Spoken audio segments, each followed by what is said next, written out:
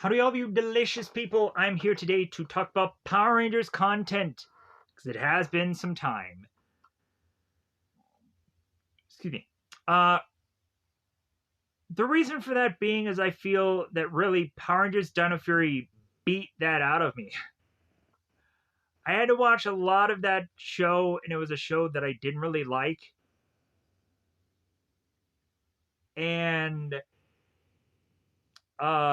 with every single one of these reviewed videos, it would always be the name game of like, okay, I gotta remember the weapons, the Zords, the layers, so on and so forth. Everything that I have to forcibly go on, need to Google.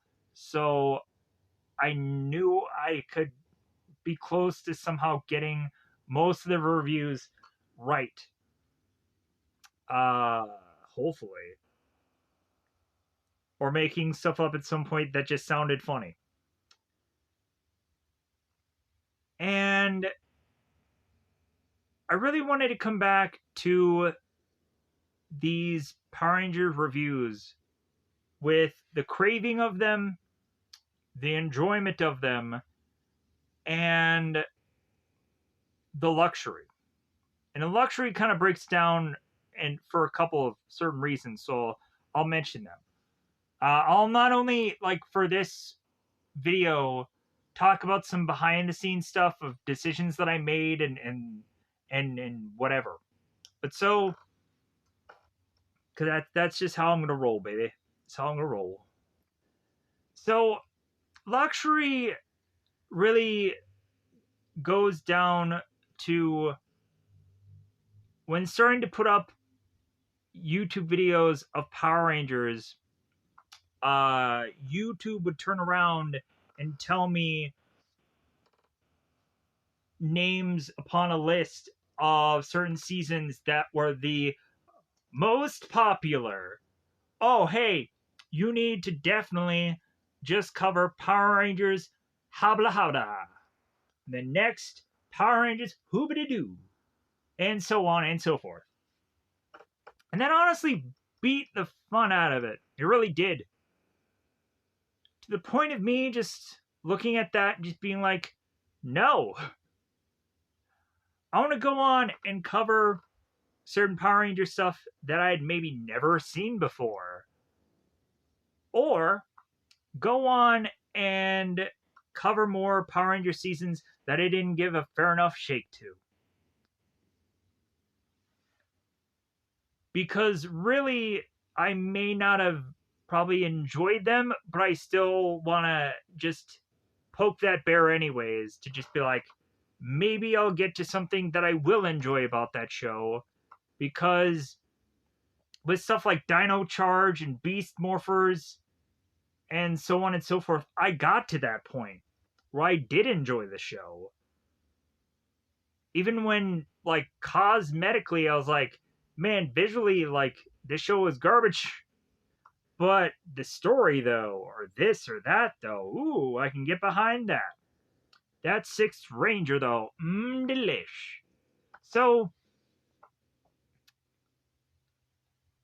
luxury, again, is to come at this with also looking at the past.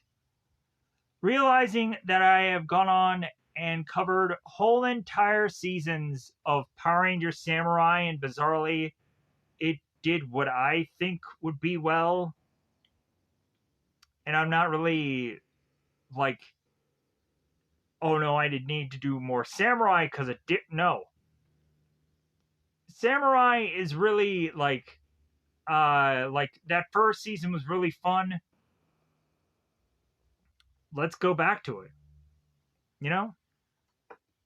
But there also is like Mighty Morphins and SPDs where I covered a huge chunk of that show. And I'm like, you know what? People probably like individual episodes or just story arcs.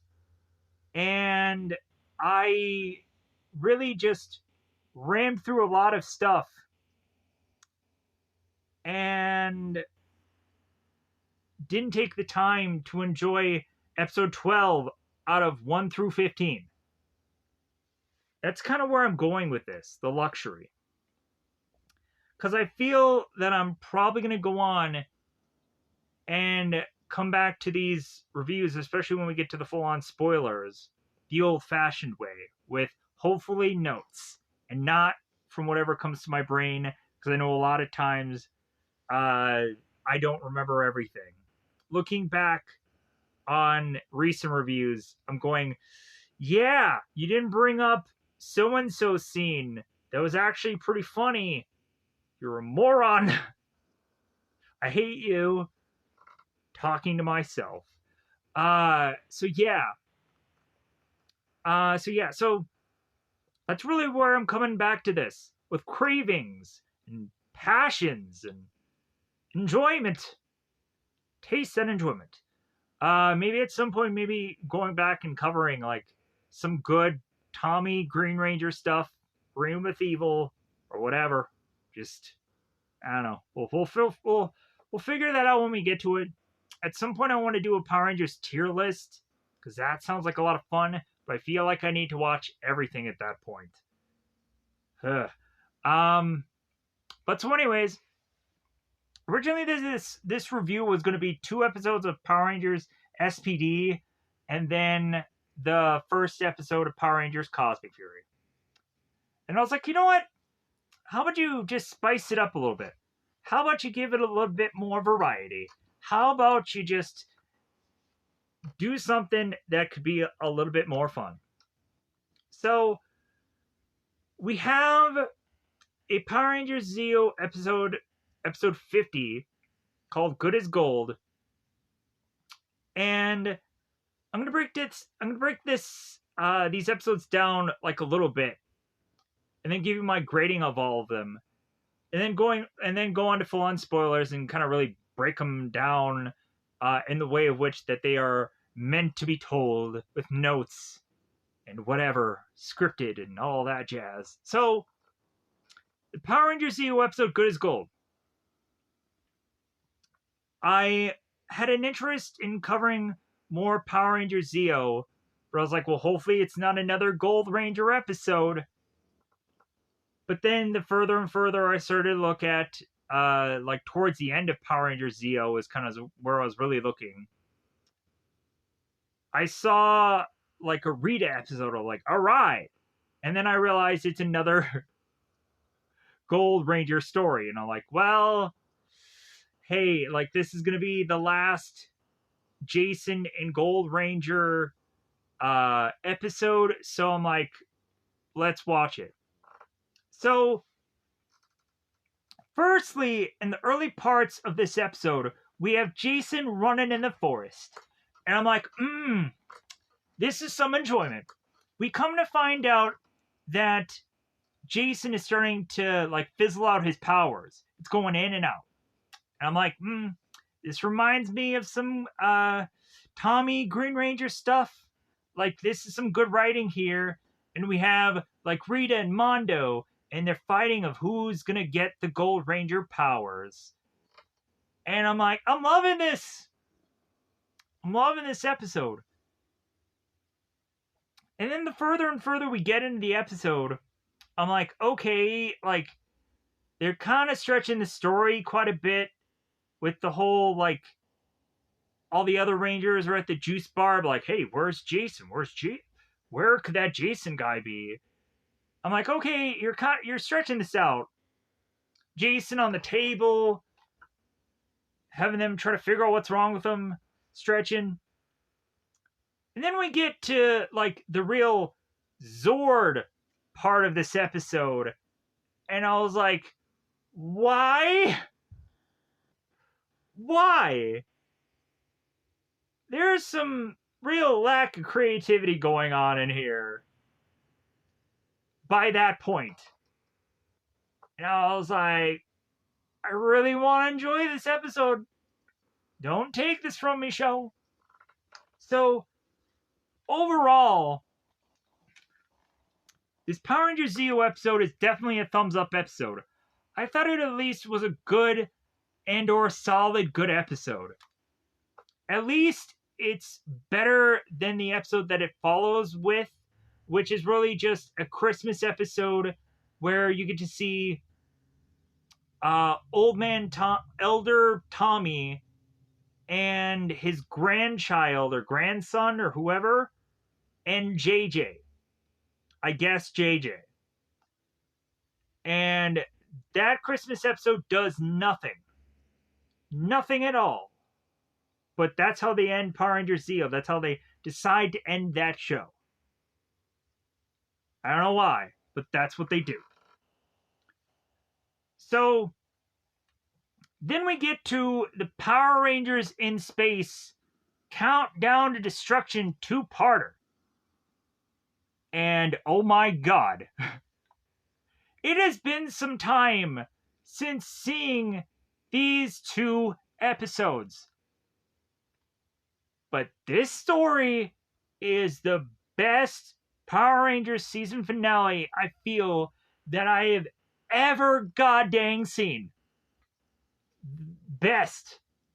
It is to be everything I want a Power Rangers finale to be, or what I would go on and ask for a Power Rangers season. Because I feel that everything that people asked for Cosmic Fury to be, they already did in the season finale of Power Rangers in Space. The last 2 episodes. You gotta watch the 2 episodes, not just the last one. You really gotta. Or maybe you can even be fascinated by what happens, like, prior episode to the last 2. Because when they gave me that Power Rangers in Space recap, I was like, oh my god, the Psycho Rangers. This sounds good. You're gonna make me forcibly want to watch more Power Rangers in Space. You jerks. But man, these 2 episodes of Power Rangers in Space, if you haven't seen Power Rangers in Space, you're sleeping on the show. Because you're missing out on a lot. You even get to see the Power Rangers beat down the Ninja Turtles in one of the episodes in Power Rangers in Space. Power Rangers in Space. These last 2 episodes are freaking epic. And I don't even know if I've gone on and said epic in any other Power Rangers thing, but the greatest thing in life that I've ever seen are these 2 episodes. Mad props to whoever wrote these things, because man, I hope they're still alive to write more Power Rangers content. We get the Gold Zeo Ranger, we get the Phantom Ranger, we get the Blue Sentinel, both Phantom and Blue Sentinel from Turbo. Yeah.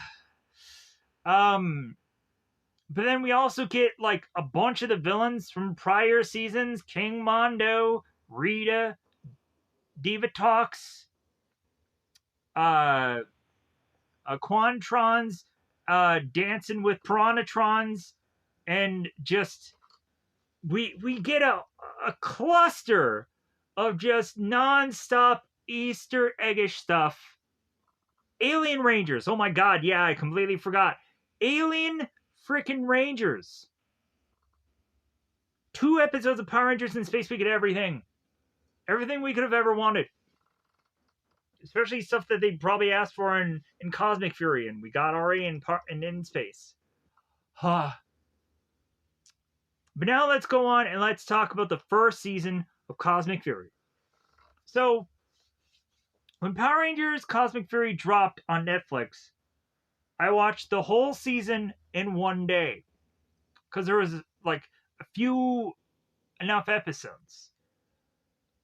But then also, Power Rangers Cosmic Fury is way better than it actually should be. This thing has Star Wars levels of story. That is just freaking awesome. It's great. Like, really, I feel when I'm going to go and pick apart these episodes, I'm going to find probably things bad about it, but I think there's going to be a lot more good than there is bad. So every episode probably of Cosmic Fury is going to be a thumbs up. It is. I feel like this first episode, I feel like there is a little bit of story missing. And I feel that Cosmic Fury overall, like the villains really don't matter. And when we get towards the end of Cosmic Fury, by like the season finale, there isn't a good enough battle towards the end. There really isn't. And I feel that is a problem for everybody. For those of you that have gone on and seen all of Cosmic Fury, you know what I mean. It's kind of weak on the villain side. It really is. Now, like Dino Charge, which it has like great villains, and then the Rangers are kind of just so-so. They really are just so-so. Because that caveman character just kind of really it hurts. It really does. So we begin kind of like I'll kind of trickle down some of the Cosmic Fury episode 1 stuff. So we open the thing with a battle, and I'm like, okay, what the heck is going on? Like, why did this character arrive, and why is this big battle happening?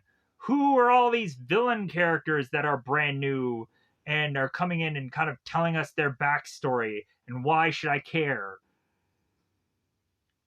And like we have all this like really fun battle, but like none of the villain stuff really matters. And we right away get to have a evil Ranger story right off the bat.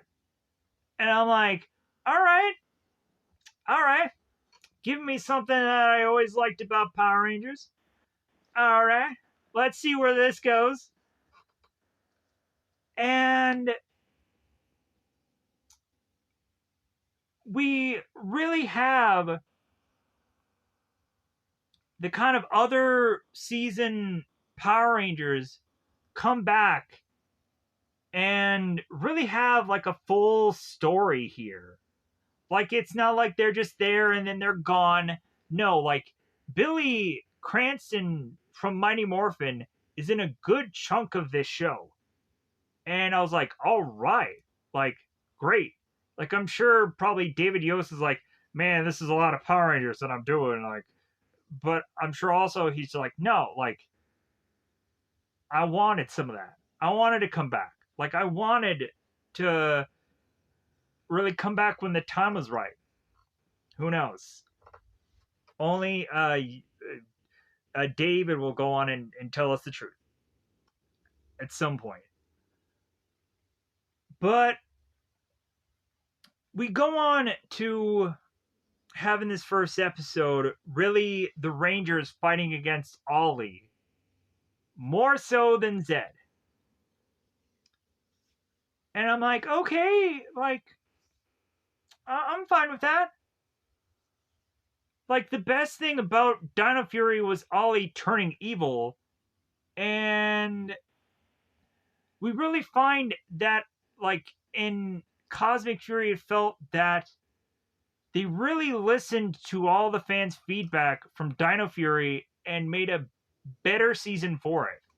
It's really what Cosmic Fury really is. Yeah, there was a lot of people that suggested, like, well, we want, like, Aquatars and we want certain Rangers to come back.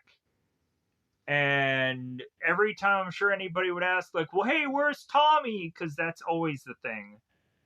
There's so many shows where Tommy would have to come back and save the show from low ratings, and that eventually gets really old. But Tommy always is to be the character that always won you over, even though it's going to be a lot harder now to figure out what they're really going to do with the Power Rangers show now that they really don't have that character to play with, so to speak. It's a hard pill to swallow. So let's go on and let's break all these down in the heavy spoiler way. And I'm gonna have to probably pause here and we'll get into it because it's gonna take a long freaking time because 4 episodes instead of the usual 3. So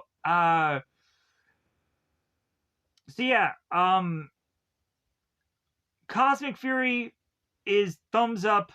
I don't know if I want to push that every episode is just great. I really want to say that, like,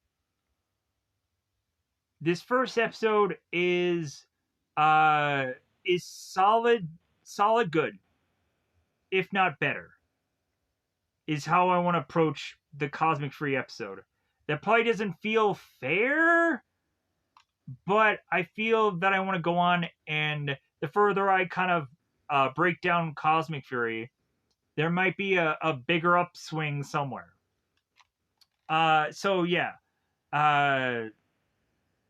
With that said, let me pause here for a second. Let me get out my notes. All right, one, I'm so freaking happy that I got to this point, because man, it was a hard road to go trying to get this review started, because I would start and I would stop and I'm just like, man, I just can't get the rhythm right. I just can't figure it freaking out. So I'm happy that I got to this point. So let's go on. So this is Power Rangers Zeo episode 50, Good as Gold. So we start out this episode with both Adam and Tommy in the youth center juice bar. I usually call it the juice bar. However you want to break it down is however you want to break it down. So we have Tommy, and he of course is kind of like teaching these kids karate. He's doing the bow and all that jazz. So we find that Tommy has this kind of unusual like patch like right under his eye. Maybe he got kicked in the face, who knows. I have a scratch on my nose for whatever reason, and I'm assuming at some point people are just like, yeah, why does he have a scratch on his nose? Because I just do. It just happens that way. So Adam and Tommy are at the youth center, and they're both kind of wondering. It's like, well, hey, like, where is Jason? Like, I think he has like a workout scheduled, and like, where is he? Like, he should be here by now. We have this girl Emily coming in, this blonde, this hot looking thing, who is to go on and ask Adam and Tommy. It's like, well, hey, like, I was gonna go on and work at the juice bar a little later, but like I came in here to see if like Jason's available so we can get our workout in, or our karate session in. And Adam and Tommy are just like, well, sorry, he's not here. Like, we don't know what happened. So Emily's like, oh, okay, well, like, I'll just go on and I'll just kind of wait it out. So here's where we have Jason. He's running in the woods. Best part about this episode, he's running in the woods. He's like, yeah, I didn't think that this is going to be my workout for today. This is not what I thought my workout was going to be. Ugh. So he's running in the woods. He kind of hides behind this tree, and Jason in the costume is like phasing in and out. I'm like, oh my god, this is great. To like see them have to take the time to have to like perfectly sync the costume being in and out of this, I thought was amazing. And so we find the Gold Ranger in the woods, uh, running away from these cogs, while of course his power is flickering. The next thing that we go on and see is the Machine Empire, the reused footage that we see over and over again. Every single time that we go on and see the Machine Empire, we start to see some of the footage so often getting reused, and it's hilarious. When I even was to go on and see Power Rangers in Space, we had the Cog Fighters that would kind of have the loops of them like coming in and out of the scene always the same way. Hilarious. So, but anyways, back to the Machine Empire. So we have the Machine Empire, and we have Prince Sprocket, who I would have loved for them to have gone on and done something with that character later on, but the whole thing of In Space finale ruins that. But still, so we have Prince Sprocket who talks to King Mondo about, well, hey, like, how about you let the Cogs finally finish off the Gold Power Ranger for good, murdering and killing him. And we have Mondo who's just like, well, like, that's not the point. Like, we really just got to run him ragged until he finally is fully enabled to use his power, so that way we can obtain it for ourselves. So we have kind of the plan or the thought process that, like, maybe instead of Jason having to give up this power, it may go to the dark side instead. So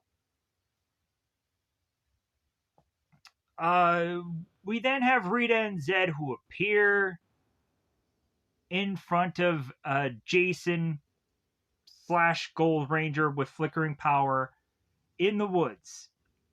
And we're like, oh, are we finally going to get Jason trading blows with Zed? Can we get some of that? But no, that doesn't happen. And so we have Rita and Zed who are just like, oh, well, since Jason is here and his powers are flickering, we're going to have the Tengu Warriors come in. And I'm like, man, it's been a while since seeing the Tengu Warriors from the whole Power Rangers Ninjetti story. Because really, whenever you would see Rita and Zed, they would always have the putties. In the later stuff, for Mighty Morphin things, they would always just bring back the putties for everything. And I'm like, you know what? Like, Mighty Morphin had a variety of different kind of minion things. Like, you can splice and dice a number of different minion things in there, but instead it's always the original putties. That's just annoying. It really is. So we have the Tengu Warriors appear, but then all of a sudden, back at the juice bar, we have both Kat and Tanya who make their way to the juice bar. And of course, they're going over to Adam and Tommy. It's like, well, hey, like, where is Jason? Like, where could he be? I'm getting a little concerned. King Mondo appears in the forest upon the other chessboard side of Rita and Zed, and he has Cogs with him. And I'm like, yeah! If anything, let's just see like King Mondo and Lord Zed duke it out if we're not seeing Jason, the Gold Ranger, slapping up anybody with his powers flickering. And instead here, the Mondo family arrives to have a Tengu warrior Cogs fight. And Jason is like, oh, hey, like, this is my opportunity to just bail out of here. Like, I'm going to run off. Because they're just battling with each other. And so, like, this is my opportunity. This is my chance of a lifetime. So, we then go on to a little side story with Bulk and Skull. I'm like, why? I love Bulk and Skull, but, like, the PI story of this episode specifically, like, there were some fun moments, but it really wasn't that good. And also, kind of, the later and later Bulk and Skull stories, they were rough. We even got to the point where I think in Samurai, like, Bulk had to have, like, the son of Skull show up. And I was like, man, like, these stories are getting weak, but they're funny, but they're weak. But I'm so torn. Because there's some fun here. There's some fun. So Bulk and Skull are at the private eye office, cleaning away, pining away for a legitimate case to come a knocking at their door. And instead of a case come knocking at their door, they get this purple balloon, bizarrely. So,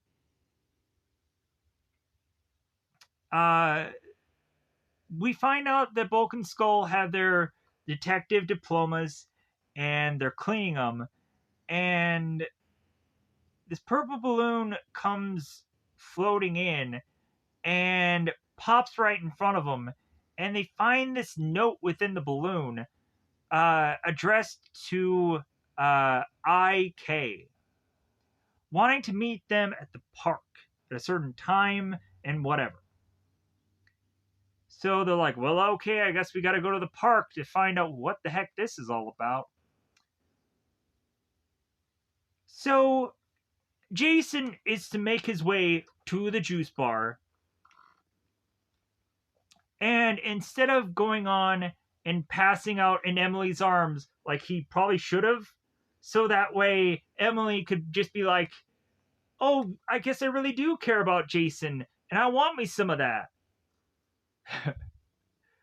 We have Jason just kind of plop on the floor of the juice bar, and all the Rangers are like, well, I guess that we should go over there and just kind of check on him, right? Like, we should go over there and just make sure he's okay. And we have Ernie, who's like, man, I should call an ambulance, and, like, I should call 5-0, and, like, I don't know, like, I should file a report and do the right thing. And the Rangers are like, no, like, it's fine, Ernie. Like, we'll take care of him. Like, we don't want your youth center sullied by the fact that Jason just had a really bad night. He threw back maybe too many that day. You know what I'm saying, Ernie? But yeah, so not saying that's at all what really happened, but it's the funny joke of it all. So Rita and Zed are kind of looking down at their minions as they had all fallen. And Zed is to go on and realize that they should kind kind of both King Mondo and Rita and Zed kind of back away from each other because they're kind of stalemated. Chess move, because kind of breaking this down already that they're kind of chess piecing out one another. So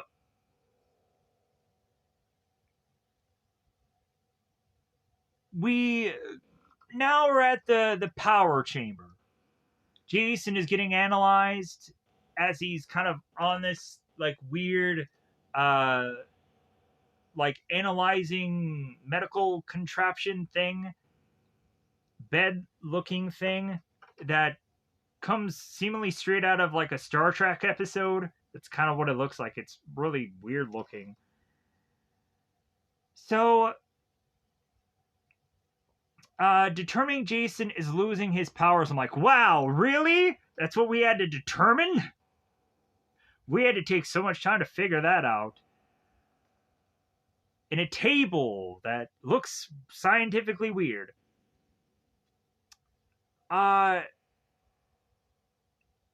Immediately what comes to mind to all of them, it's like, well, hey, like, we need to have Trey and his triplets, like, come back to Earth from Triforia.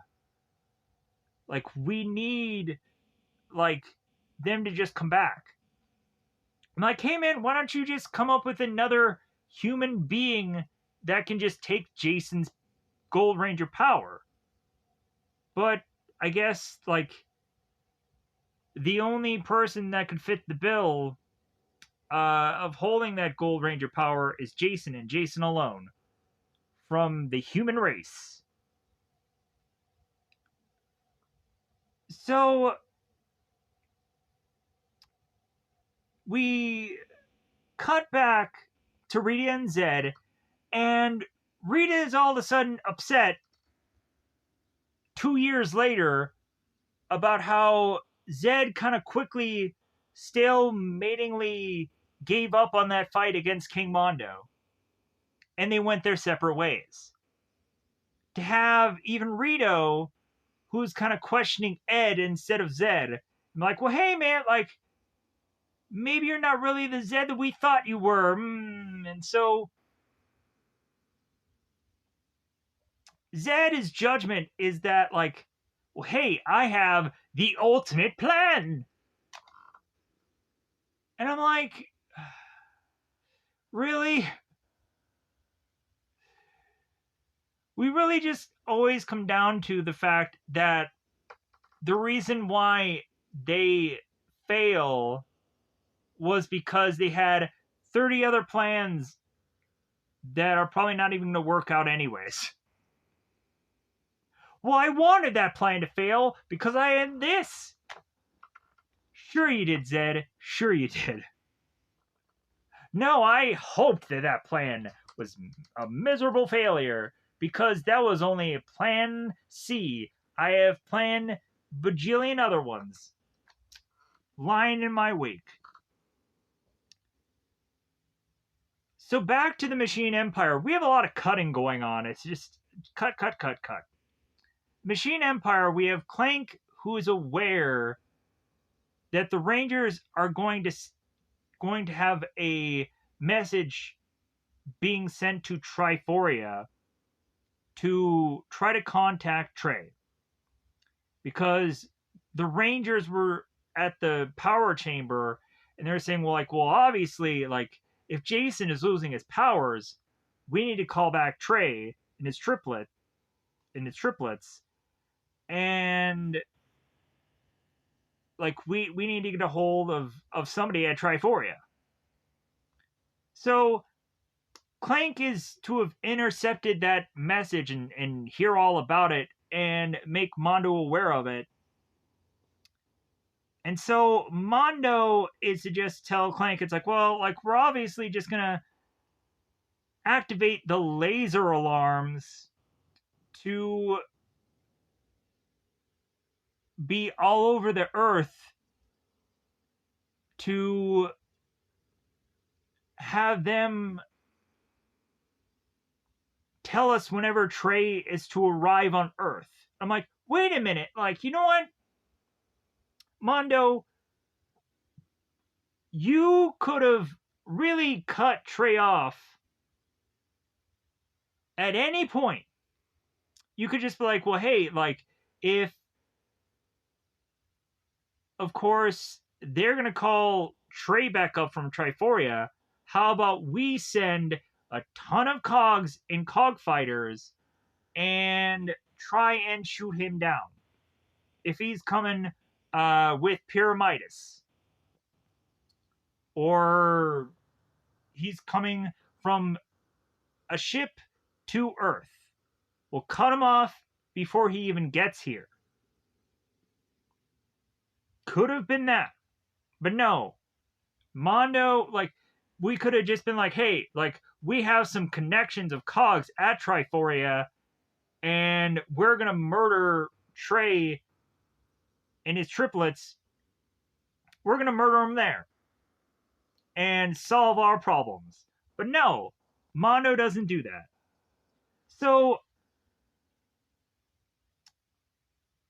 Tommy, back at the power chamber, asks Zordon about Trey and his triplet fusion problem.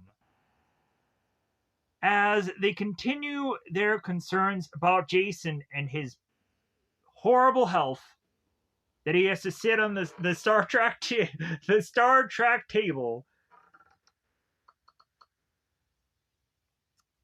The triplets appear.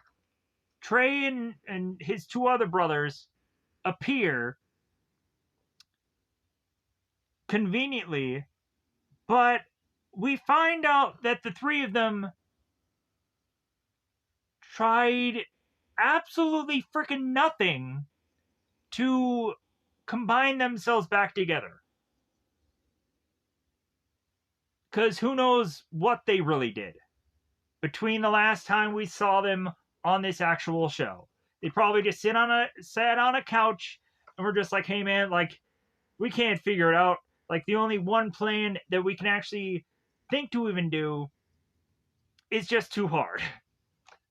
It's possibly dangerous, so let's not even attempt to do that. Let's forget all that noise. So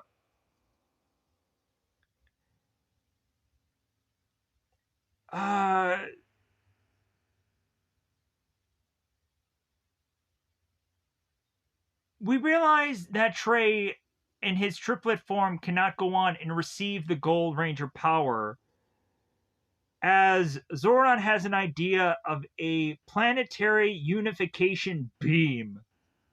Whatever sciencey goofy words that you just have to come up with for this week's episode.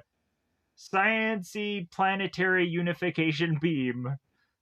Man, I honestly feel so bad for David Yost when he was on this show, because he would just be molecular structure and all kinds of business in this show. And he would have to throw out all these sciencey words to explain all these animatronics and all that jazz. And I'm like, man, Billy, like, no wonder he left this show. I'm sick of throwing all these sciencey garbage words. Morphonomic. Give me a break, show. Can I just say some normal English, please? But it was the funnest thing about the show. It really was. Even though it was sure really hard to understand what the heck Billy was saying. So there has to be this beam that is to span between both Triforia, Akutar, and Earth. Whether all those planets have to connect their beams all together and whatever, that's just how it has to run. We have to kind of play phone call with or telephone, tell a friend, whatever, between all these planets to get this beam all connected together, to get all these powers fused, to get Trey back into untriplet form. So with perfect planet alignment, which I'm like, man, like, you really have to, like, minutely scrutinize, like, how perfect this has to be, and it's ridiculous. So, Alpha gives the Rangers this map to this desert, but then also technically teleports them there, the spot that they're supposed to be. I'm like, why give them a map? What was the point of the map? You can just teleport them there. What a waste. Yeah, so we then cue back on to both Bulk and Skull, and they're wearing ladies' garments, evidently. Both Bulky and Eugenia wearing women's clothes, and they're dressed as elder women waiting in the park for this mystery man. We come to find this trench-coated man, Inspector Clouseau, I guess having no relation from that old-fashioned detective from those movies or shows, whatever it is. Jacques Cousteau. Somehow I know that reference. So Inspector Clouseau comes in and is to spot both Bulk and Skull right away from seemingly never seeing either one of these gentlemen before, and is to tell them about a secret mission to France. Hey guys, you need to head to France. If you say yes to whatever I'm going to give you a mission of, you guys can be in France by tomorrow. So Bulk and Skull are like, yeah, we're going to take that job. And then tell Detective Stone, we're going to tell him to shove it. We're going to quit. So back with Kat and Tanya, who are holding this map in the desert. Again, could have just teleported there. But we have to eat up some time for this show. Kat and Tanya holding this map in the desert, with them having to hobble along Jason, drag him to the location.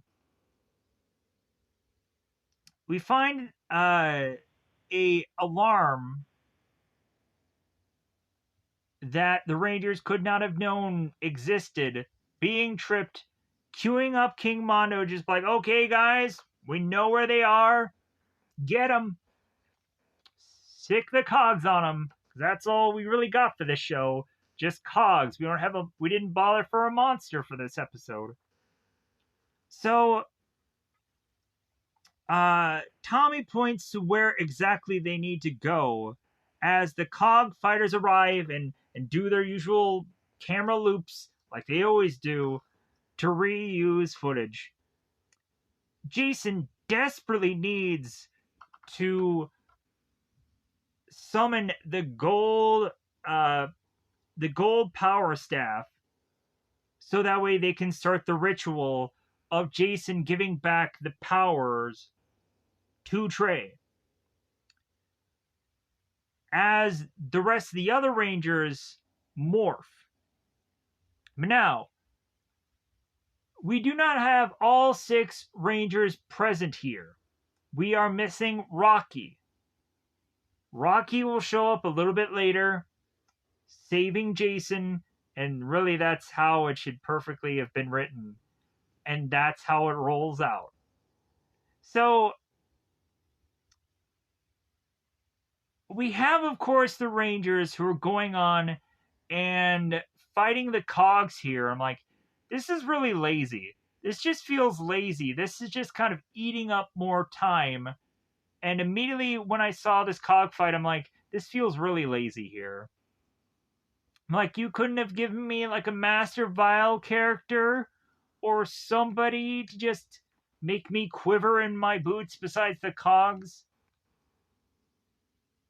So Jason and Trey's are performing or trying to get to the point where they can perform this ritual, and they all of a sudden are presented with a bunch of cogs that all make them fall over. Jason falls over, trays fall over, and we end up having Rocky coming in, and he's in his morph form, and I'm like, wait, we don't even get Rocky out of his costume at all in this episode? What the fuck?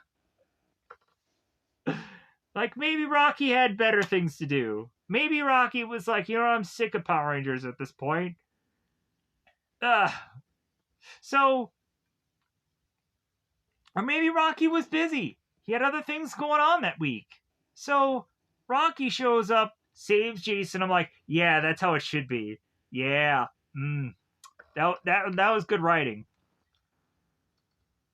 And we cue back to the power chamber. Zordon forces Alpha to fire the beam as Alpha talks about the cogs possibly interfering, and Zordon's like, no, this is our one chance. Do it, Alpha. I'm forcing you. Don't make me have to cloud slap you. I will get some blue cloud slap. I will just pa. Man, if we could just have gotten one Mighty Morphin Power Rangers episode where, let me say that again. If we could have gotten only one Power Rangers episode where Alpha doesn't want to go on and immediately do something that Zordon wanted, and Zordon just like Blue Cloud just slaps Alpha, and then Alpha does it. Like, that would have been like the best thing for that show, because Zordon demands so much stuff from Alpha, and like Alpha just takes it and just does whatever Zordon says. Like, why couldn't Alpha have gone on and just been like, no, Zordon, I'm not going to do what you want. It's wrong. No. We never saw that. I don't know if we ever saw that either. Because Alpha, I think, went villain or went rogue maybe at some point. Maybe so did Zordon. I would have to see that episode at some point. But anyways, moving on. I'm spending too much time here. So, now I lost my footing in my place. Gosh darn it. So,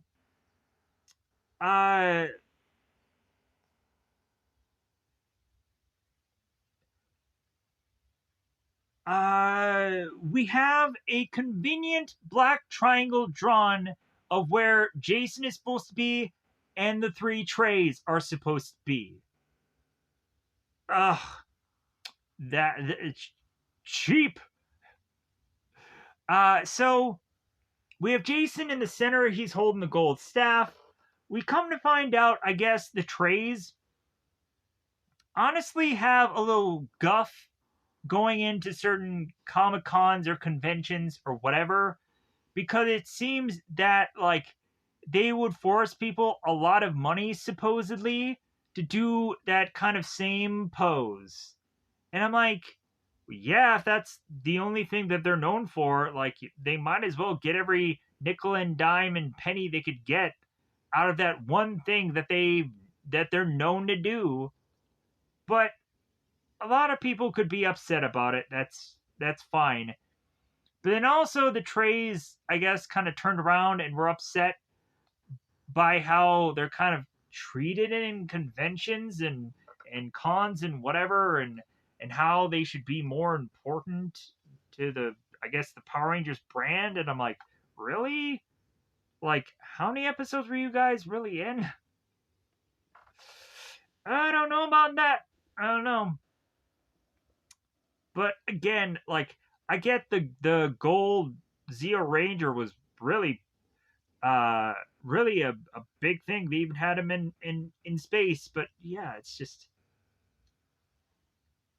they didn't have Trey consistently come back to be on the show. So I don't know. It's kind of like whatever I guess that you can get out of it is what you can get out of it.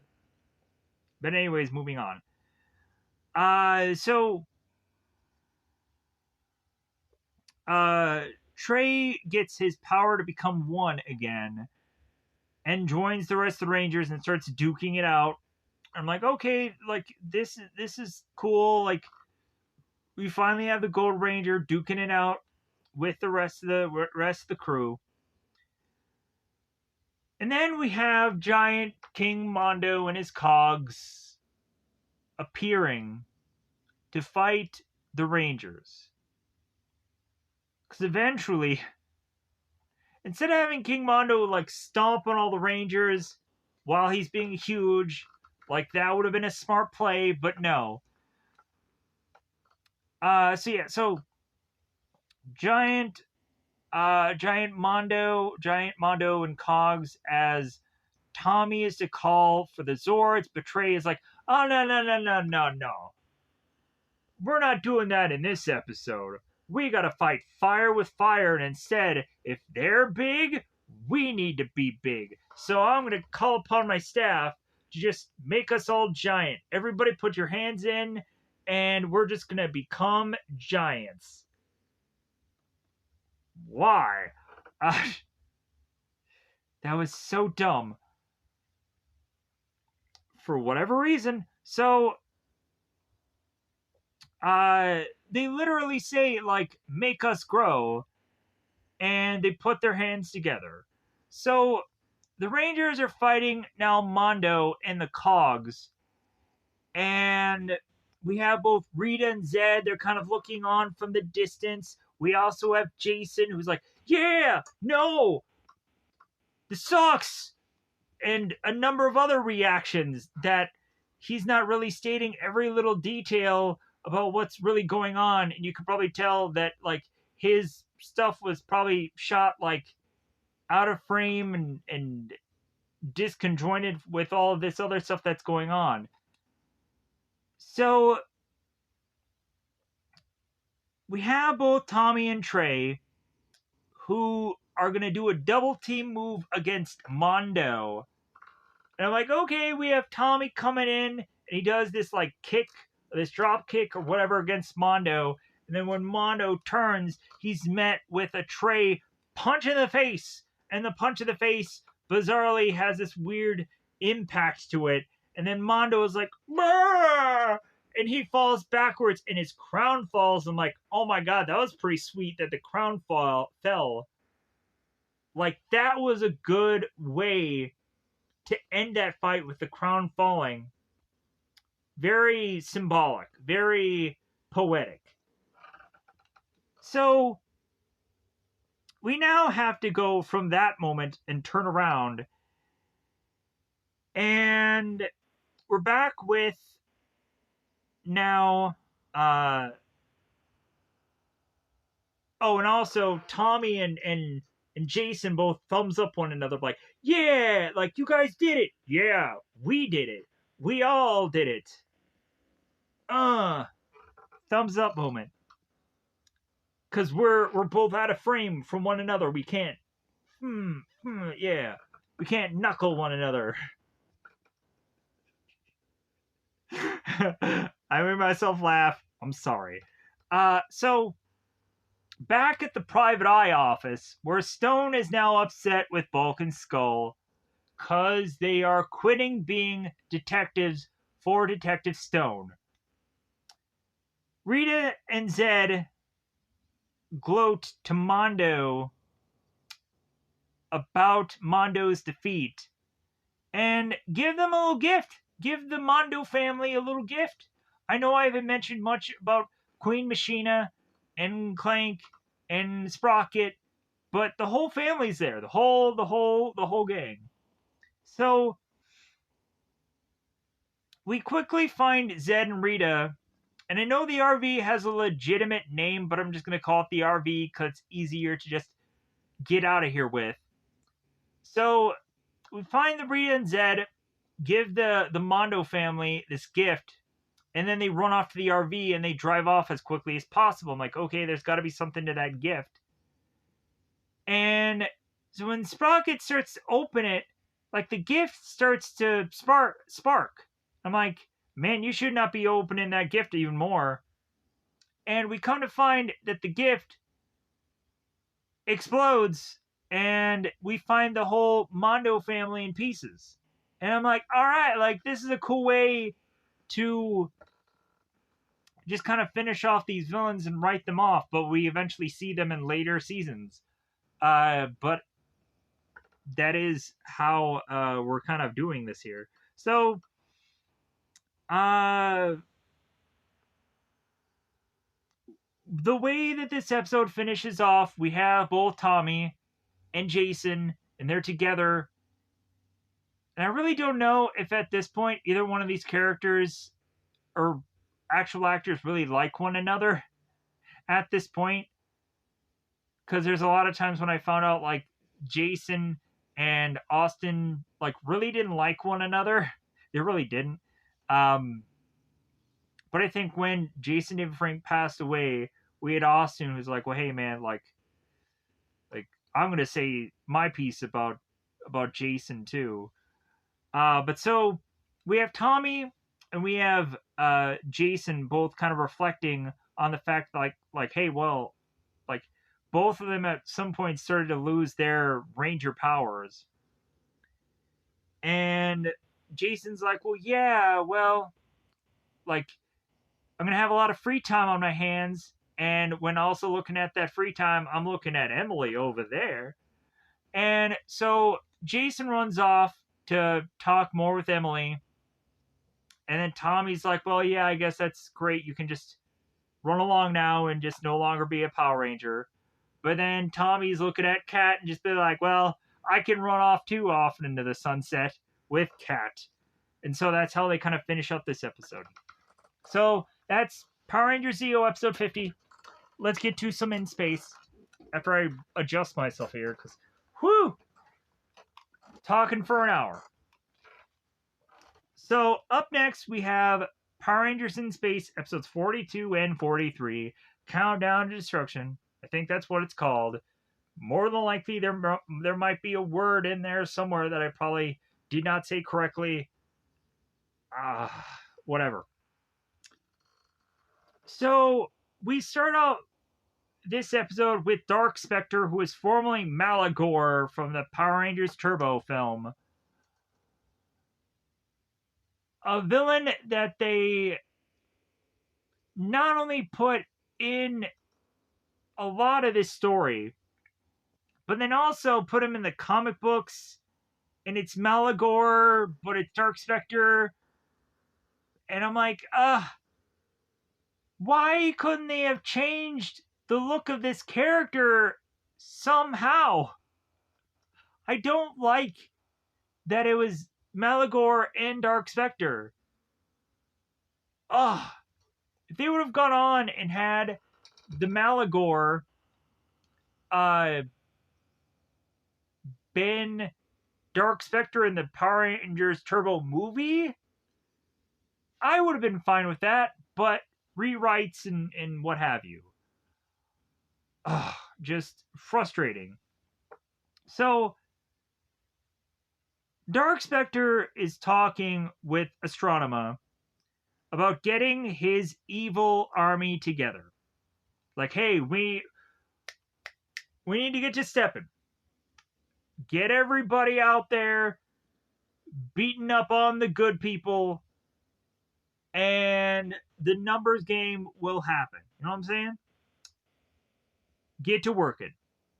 And here's the funny thing. Every single time, because Astronema is heavily used in these two episodes, I guarantee you I probably spelt Astronema wrong in these notes. Because I'm like, Astronema, how do you spell it? Astronema. I don't know. I could be ill pronouncing it every single time I say it, too. So, Astronema. Hopefully that's good enough. So, Astronema is to rally her Quantons,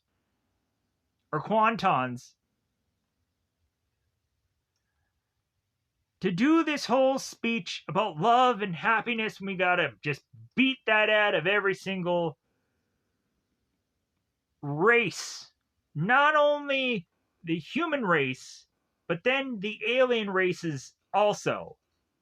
The Alien Rangers, the KO-35 people, and anything in between that they don't fully go into in these 2 episodes.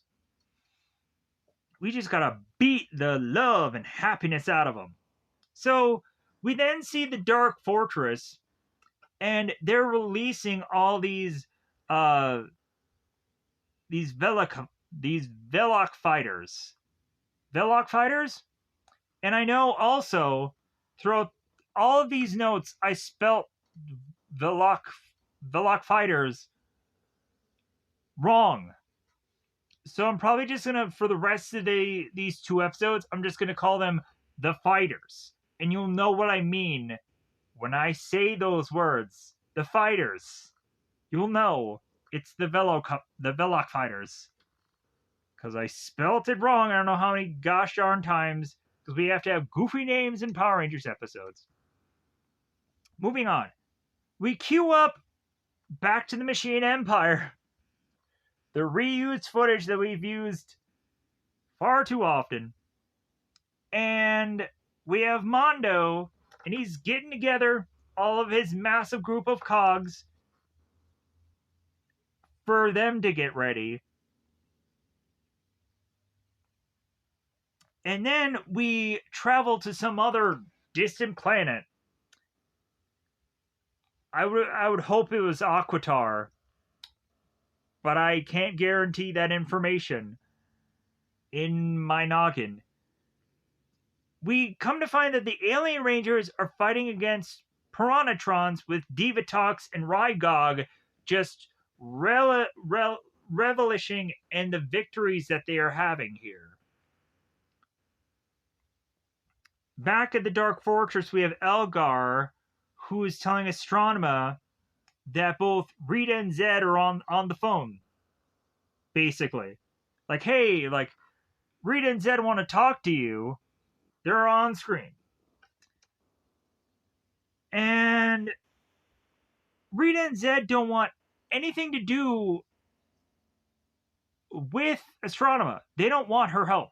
Because Rita and Zed always want to go on and do their own thing. They want to have their own song and dance. They don't care about the main objective. They just want to have their own fun. And Astronema is like, well, no. Like, you just can't dance to your own tune. Like, you got to follow in line. And Rita's like, well, like, who made you boss? It's like, well, Dark Spectre did. And Zed's like, oh, Dark Spectre, I'm shaking in my boots. Oh, I'm shaking in my, my de-skinned body. I'm making a little bit of jokes here, but here we are.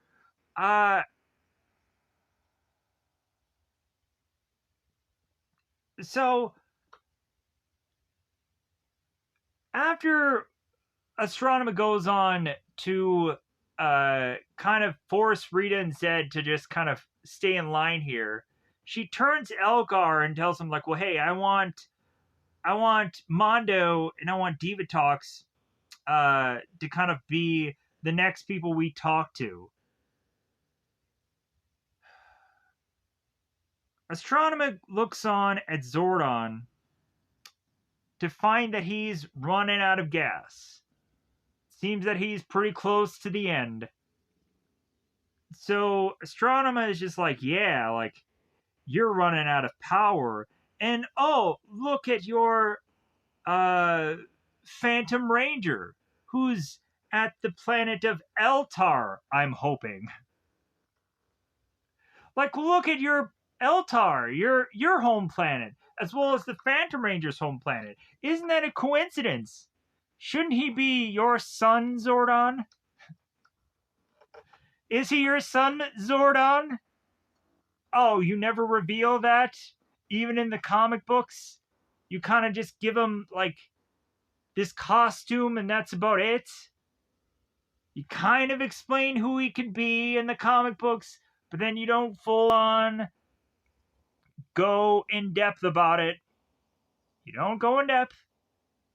You don't take off the mask and just be like, oh, well, I'm a Surian the whole entire time, or I'm an alien Aquatarish Ranger the whole time. No, we never get to know who the Phantom Ranger is, even by the end of this show. What the fuck? So, we're seeing that the Phantom Ranger is getting beaten up by some cogs, and I'm like, yeah, beat him up. Slap him around, cogs. Tell him who his daddy is. Zordon? Alright. So, both the Phantom Ranger and the Blue Sentinel are getting just creamed by these cog fighters flying in, and they're blasting away, and like Phantom Ranger and Blue Sentinel are just blowing up. They're like, oh my god, sparks! Oh, I'm getting beaten. Oh, I'm getting whooped by cog fighters, and as well as like just King Mondo in the background just cheering on his victories, like, yeah, like celebrate my champions and all that nonsense. Zordon tries to talk to the Corone side of Astronema, desperately pleading with her to just be like, you can't go on and you can't do this. Like Zordon continues to keep talking to the Corone side of Astronema and pleads with her. Like when they show like KO-35, Zordon is telling Corone, it's like Dark Spectre didn't put so much evil in you to destroy your own home planet. Like, how could you, Corone? And Zordon is just consistently trying to like plead to the Corone side of this person, Astronema. It's not really working. Not really working. So Zed and Goldar are looking at the Gold Zeo Ranger from Triforia, and they're blasting away at him.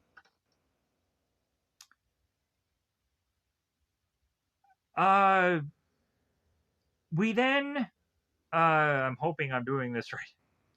I'm a little worried about the order of all of this stuff. And we're seeing that the Gold Ranger from Triforia is just kind of being held by all these villains, all these goons, and massive amounts of Easter eggs all over the place. It's freaking awesome. From Mighty Morphin. All of these Easter eggs, it's great. Certain different kinds of putties, it's amazing. Then we cue to KO-35. Cog fighters and cogs are just destroying this planet.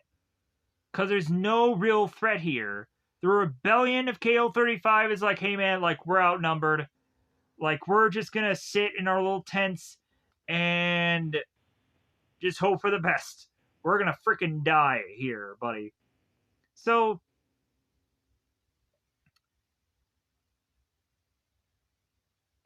we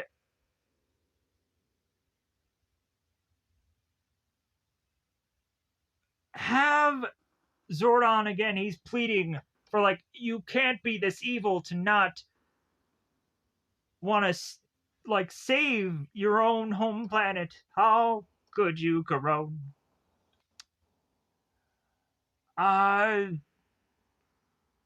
We have the fighters.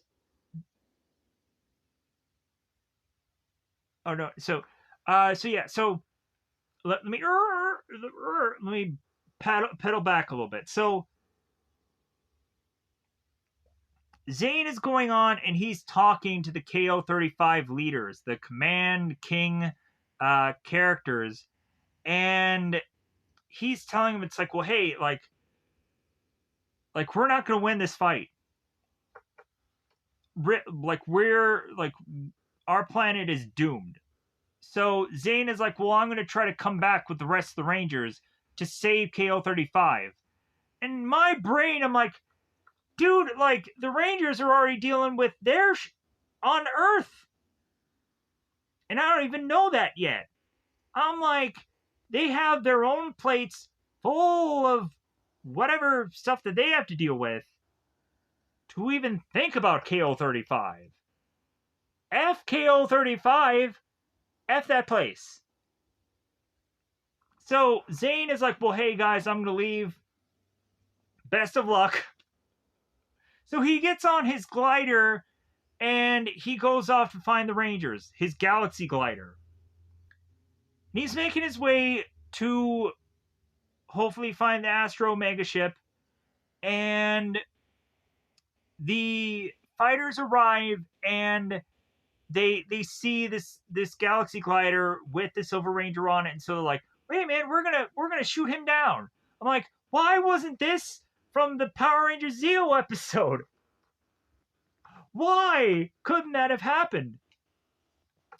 Like, the fighters going on and shooting down the Gold Ranger as he's desperately trying to make it to Earth. But no, we couldn't have had that now, could we have? They didn't have the money for that scene. So we find Zane on his glider, and he's trying to like dance around the blasts that are coming at him, and he's having his silver weapon thing that I don't know exactly what the name is. He takes that out and he starts firing back. God, I did have like the names of all the weapons and stuff out, but that one thing I did not have out to name. Because I know like it goes from a blaster to a sword and a number of other Swiss Army things that this show does. I didn't have that word, that name. Tell me in the comments what it was. So, again, Zane, glider. So he's getting blasted, and he almost falls off the glider, and he's like holding on to it as I'm like, dude, you're in space. Why even care about holding on to the glider? Moot point. We have the Astro Megaship, and they're blasting all the fighters, and they're coming in like Han Solo from the first Star Wars movie. It's like, yeah, you get him, kid. And like Han Solo and Chewie are just like high five, and they're like, yeah, we did something cool at the end of this movie. So Zane gets picked up by the Astro Megaship, and good times had by all. So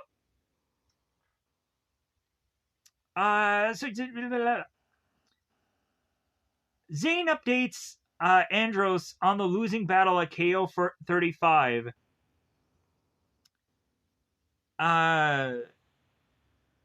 And as soon as both Zane and Andros start to hear all the other Rangers talk about all the other threats that are going all over the gosh darn place, TJ is talking about Divatox conquering Grapha, wherever the heck that place is. And Cassie is talking about both Rita and Zed conquering the Vika Galaxy. Yeah, because I just know where that is. They sang a song about it in camp. It's right next to the Milky Way, right? Just... I don't know where these places are that they have to just randomly talk about at some points in the show. I get it, at some points you gotta make your Rangers sound cool or smart or whatever, but like, it immediately makes me just be like, is that a real place? Is that a real planet? Are they making up? So we start to realize the master plan of the villains are to really just conquer the universe. They're like, man, they're clocking everywhere. Like, they're beating up everybody. They're stealing lunch money from all the kids. So, Carlos is to notice that there's 1,000 Velok fighters that are all making their way to one location. And they're like, well, where could that location be? Where could they be landing, Carlos? And Carlos is like, well, Earth? Duh. Where's the one place that they really haven't beat the living crap out of? It's gotta be that juicy, succulent Earth. So, the Velocco fighters,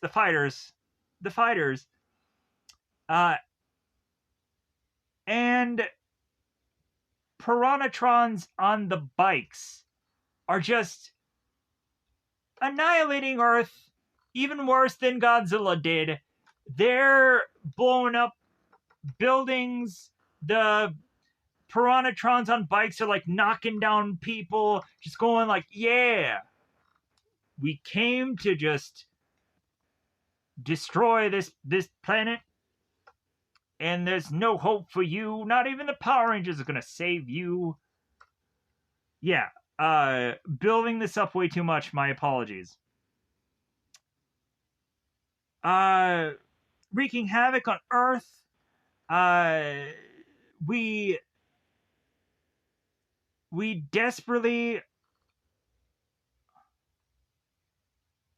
we're the blah, blah. So the villains are wreaking havoc, and we have the Astro ship desperately just like, man, we're gonna make it there. Like, come on, can the ship go any faster? Desperately trying to make it to Earth, hoping that there's some civilization left.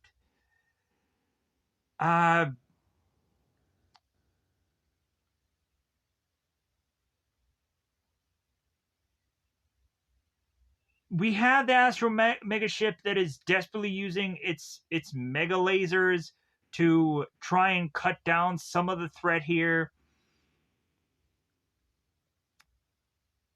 And like, Zane is just telling the Rangers, like, hey man, like, ditch the Astro Mega ship. Like, go on your gliders to get to the Earth's surface faster. Like, really, like, you staying on this mega ship is only just gonna hold you guys up. So the Rangers are like, okay, and like, Zane starts taking hold of the mega ship. He's like, okay, I got this. You guys leave. So la, la, la,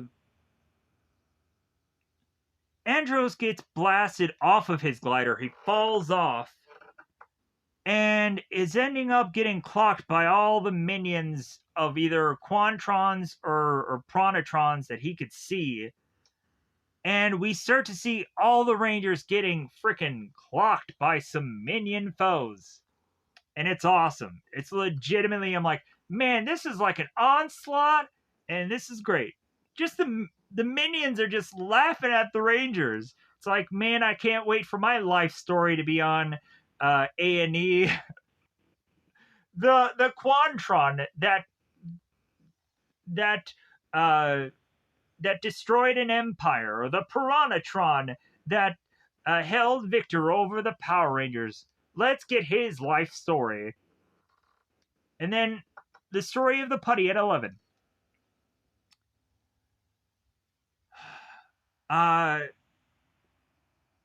It, of course, is a Quantron-Piranhatron mix here. Andros takes his spiral saber in hand to try and fight off the minions, as the Rangers are trying to push certain crowds of human beings to just kind of safer locations. Andros combines his Astro Blaster and Spiral Saber to booster mode to blast some of the minions to try and kind of thin the herd a little bit. And we then come to find that, like, Ashley, she's in trouble. And so Andros is like, well, okay, I need to, like, form my Battleizer, which looks goofy as all get out.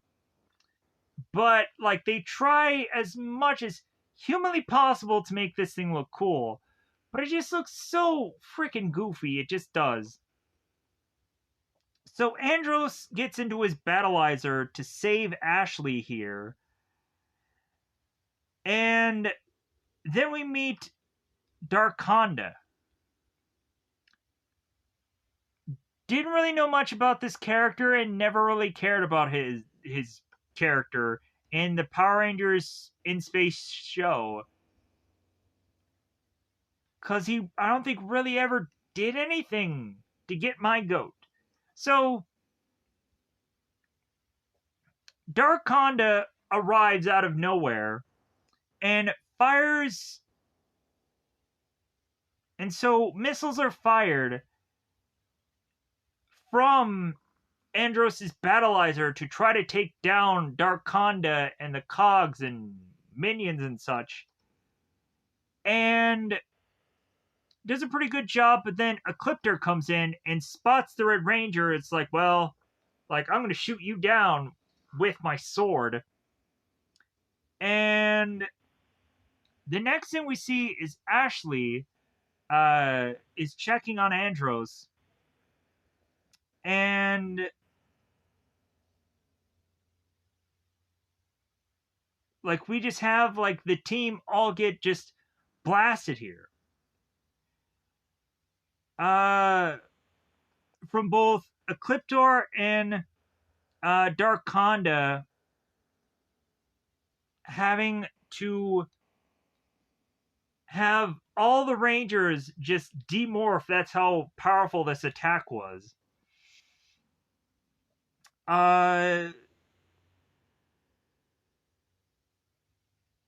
The Astro Megaship fights off the fighters, and Zane runs out of the Astro Megaship to transfer into the Mega Winger, which does freaking nothing. We had Zane go into the Mega Winger to do diddly all. Because immediately when he goes in the Mega Winger, he goes into Megazord mode, or battle mode, or whatever that thing really is. Because they have their own goofy terminology for all of this garbage. Of battle mode, or Judgment Day mode, or whatever the heck mode that he goes into when he's full on Zord. Megazord. So the Mega Winger is just kind of looking at all these fighters as they're flying through. And so the Mega Winger is just like, man, like, the numbers are too great. Oh my god. And so the Mega Winger just falls over and just takes the defeat. And I'm like, what was the whole freaking point of that? It was such a goddamn waste. But here we are. So the Rangers are sparking and demorphing and all kinds of jazz. TJ is yelling, retreat! We need to get out of here. Like, weren't you a Red Ranger at one point, TJ? Come on, man. Keep fighting. Like, save your planet. At all costs. Even if you have to die for your planet. It's the right thing to do. There is no no-win scenario in my brain. You just gotta just knock down these evil characters and just keep on trying. Cassie and Carlos are running. They're seeing some cogs and some villains, and they're just on the run. So the Rangers at some point have to realize that they need to regroup together. and they're all hiding out, they're all demorphed, and they're like, what do we do? Oh, this planet is all for lost. Oh no. Andros is frustrated and he kicks something. And I'm like, okay, like, I actually love a little bit of aggressiveness from our Rangers when they're just so, like we can't do anything. Like we're so outnumbered here, it's a joke. So, back with Ecliptor at Dark Fortress, Ecliptor tells Astronema of their super torpedo being ready to destroy a thing the size of Earth. And so, like, Dark Conda overhears this, and he's like, well, hey, like, if that can destroy something that is the size of a planet, what could it do to Dark Spectre? Because Darkonda has one life left to live.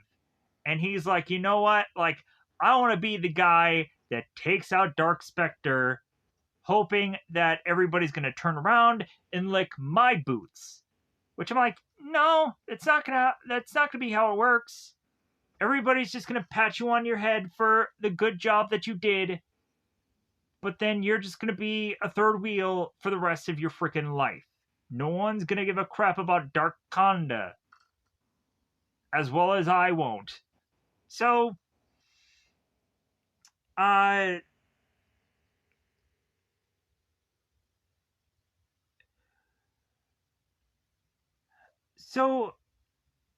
Astronema and Ecliptor are mapping out where they're going to attack next, or where they're going to move all these chess pieces. And just Dark Spectre appears to, I guess, want some lunch. Hey guys, I'm here. Hey, give me an update. Right on time, we have Dark Conda, who has this fighter with this torpedo, and he launches it to wipe out Dark Spectre. And we're like, what? What's going on? So we're having Dark Condo's like, yeah, I took out Dark Spectre. This is great. It's the greatest day of my life. And then all of a sudden, we have a kind of blown up, somewhat Dark Spectre, who's just like, well, like, if I'm going down, I'm taking Dark Conda with me. And so we have Dark Spectre who eats Dark Conda. I'm like, yeah.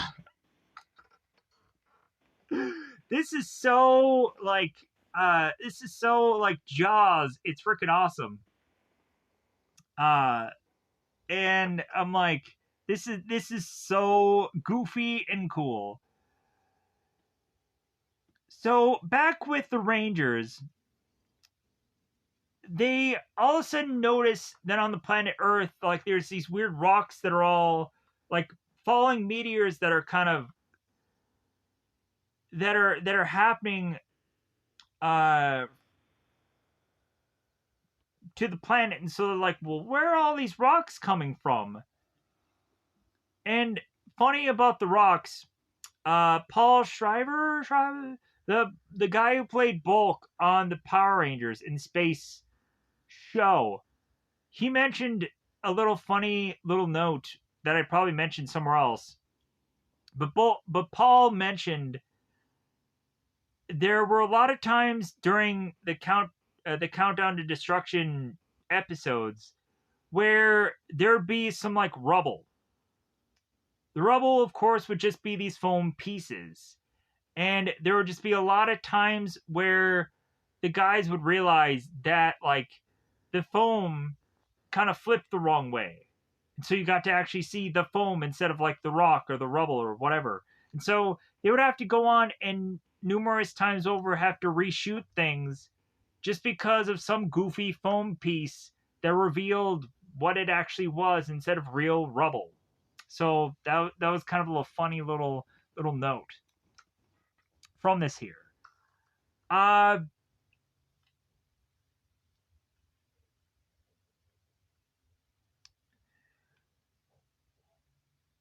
the communicator ends up going off, and it's not the dit dit dit dit dit. It's a different sound. It's a boom, boom, boom kind of sound. It's like that communication sound freaking sucks. But then again, there was a lot of times when I would watch Mighty Morphin Power Rangers, and the communicator would go on and on, and it would just be dit dit dit dit dit dit dit dit dit, and consistently did that thing in the background. And I was like, that is getting really annoying. And so I'm happy that they changed the sound, but still, that sound freaking sucks. So TJ is on the communicator, and he gets told by Alpha that Dark Spectre is killed. And they're like, okay, high five, everybody.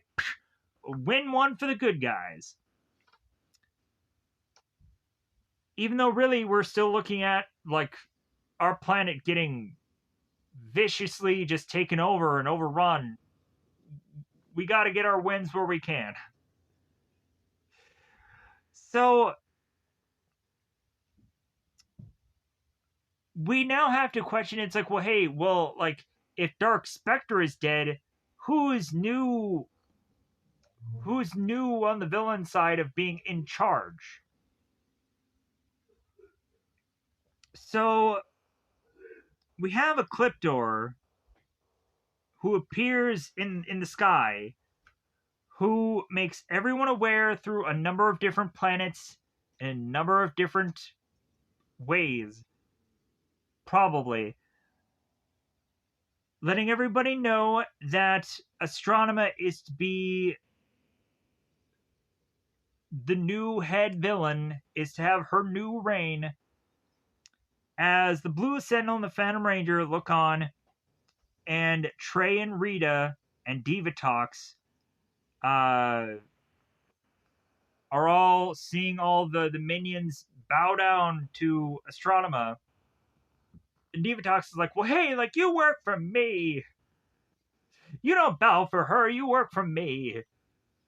Like, I'm doing all the heavy lifting here. Come on. Funny thing about Divatox, she actually mentioned on the behind the scenes thing how she loved the fact that she was in some of the fight scenes, that she got to like actually beat up some of the Rangers, and at some and she really loved the one episode where her mind ended up getting wiped, and she ended up at the restaurant. There was a lot of just fun things for her to do, but like, yeah, like that episode was really focused on her, so I can really understand that. But like, there was a lot of fun to be had in that episode also.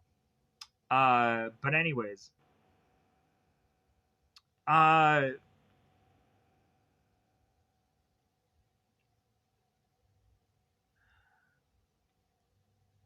we all of a sudden back on Earth have this this mother. Kind of weird how I said that there. But we have this mother who's turning to her child, and this mother is turning to this child and saying like, well, hey, like, Power Rangers will save us.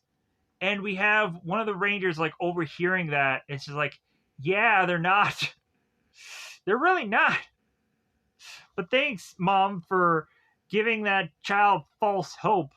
Great parenting. But yeah, so we have the Ecliptor that is telling his new queen that she owns the universe. But Zordon demands it to stop. Astronema gets this weird electrical charge in her metal headpiece thing, and so she went from almost siding with Zordon to getting this electrical charge to then just be like, no, no, no, no, I'm still a villain. I'm still gonna do this whole taking over the universe thing and continue to fight. So we have the Dark Fortress even landing upon Earth, and that's how we end this episode 42. So 43. Uh,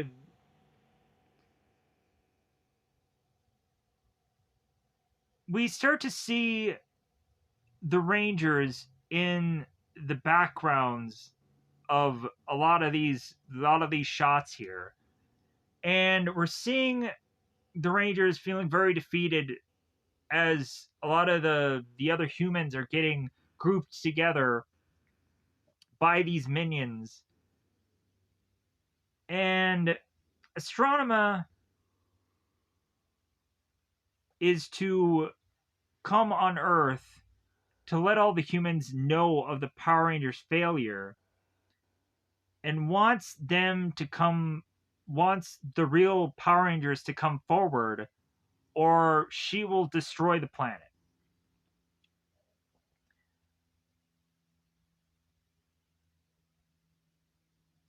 So we now have to have like the story of like rando civilian human people that are all like, well, hey, where are the Power Rangers? It's like, why aren't they like saving our planet? Like, why can't you just go on and just beat these villains? And I'm like, how about you? How about you yourselves? Save your own planet. Try your best. Sacrifice yourself if you need to, but like, maybe notch down a belt of some of these minions or some of these villains, even if you have to die to do so. Like, you died for a good cause. And so, out of all these kind of rando extra characters that are kind of like talking about, like, talking in desperation, hoping or just being concerned why the Rangers aren't saving them right now, saving their butts, we have Bulk who comes in and he says, like, we have to believe that they will be here. We have to believe that the Power Rangers are going to save us. We have to believe that there is still hope. We can't just give up. We can't just give in. Bulk didn't say all of that, but I threw some stuff in there. And I'm like, save your own goddamn planet, Bulk. Save your own planet. Become a Power Ranger like you did in the comic books. God dang it. So,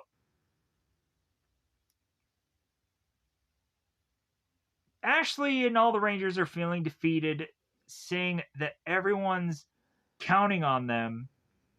As Zane appears out of nowhere, and he's not wearing his, like, in space, like, suit. He's now wearing civilian clothes. I'm like, man, Zane, you just change it up quickly, don't you? So, Zane appears from the shadows, and we have Zane who's just kind of like, well, hey, like, what about KO-35, man? Because screw Earth. Like, who cares about this? Like, Earth is already done for. Like, we can go to KO-35 and like, we really need to save those people. The rebels of KO-35 have already surrendered. As told by Zane, Carlos wants to try a rebellion of civilian numbers. And TJ is like, well, we can't risk their lives. Like, we can't just force all the humans to save their own planet, even though that's what they really should do anyways. So, Andros thinks he can reason with Astronema. because he had never once ever saw Terminator, any number of them. Because you can't be reasoned with, you can't be bargained with, doesn't feel pity or remorse, and it absolutely will not stop until it makes a sequel film.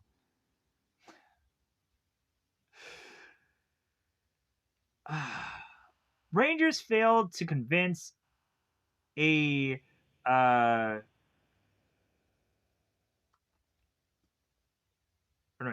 the Rangers failed to convince Andros that Corona is gone. Like, you can't, like, there's no way that you can reason with her. As the Rangers rally to plan something, Andros sneaks away, like, hey man, I'm going to do what my plan was. Ashley comes back to Andros to just be like, well, hey, like, you really are leaving, aren't you? In a very emotional, heroic moment we have here. Ashley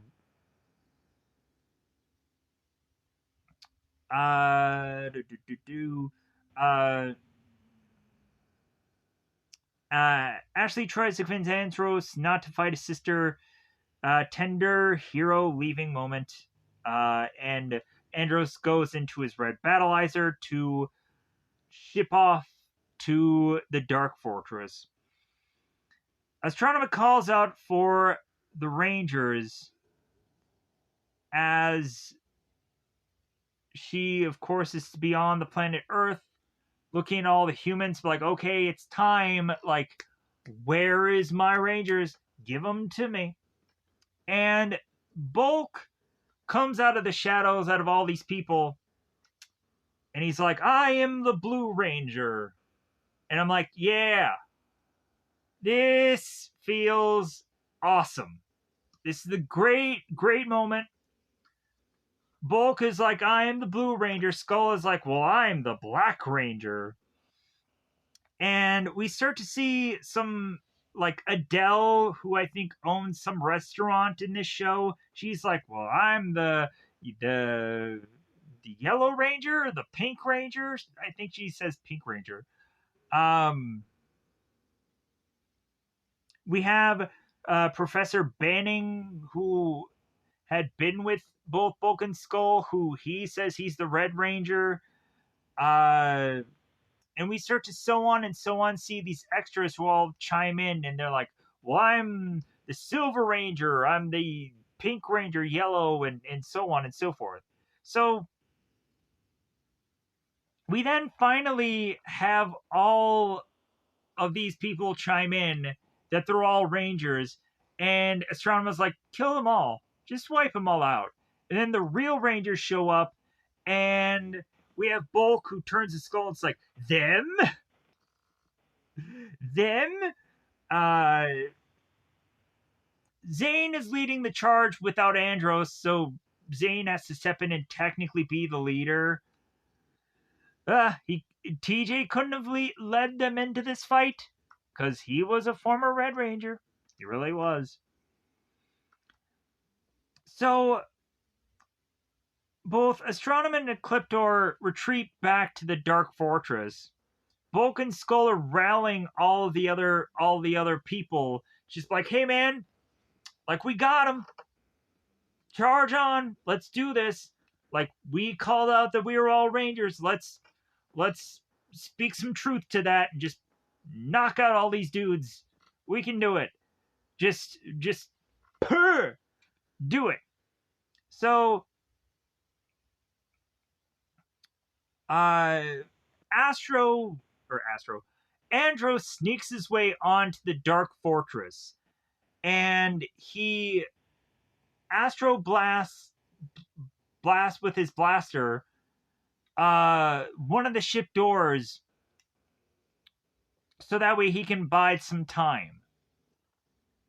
And as Andros is kind of walking around, I wonder who I'm going to stumble upon too. And he finds Zordon. And Zordon convinces Andros to shatter his energy tube to rid the world of evil. And so that way Zordon's spirit could end up in the lives of good people. His spirit will live on in all the lives of good people. Andros is like, no, we have to keep fighting. There has to be another way. And I'm like, I love that line delivery, as well as just that line. It was really awesome. We have to keep fighting. There has to be another way. I don't think he says that verbatim, but like, moving on. So Andros takes his spiral saber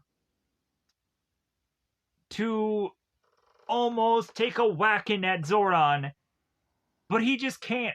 He's like, no, I can't do this. And instead is met by his sister to duke it out. And Astronema wipes the floor with Andros, just beats the crap out of him.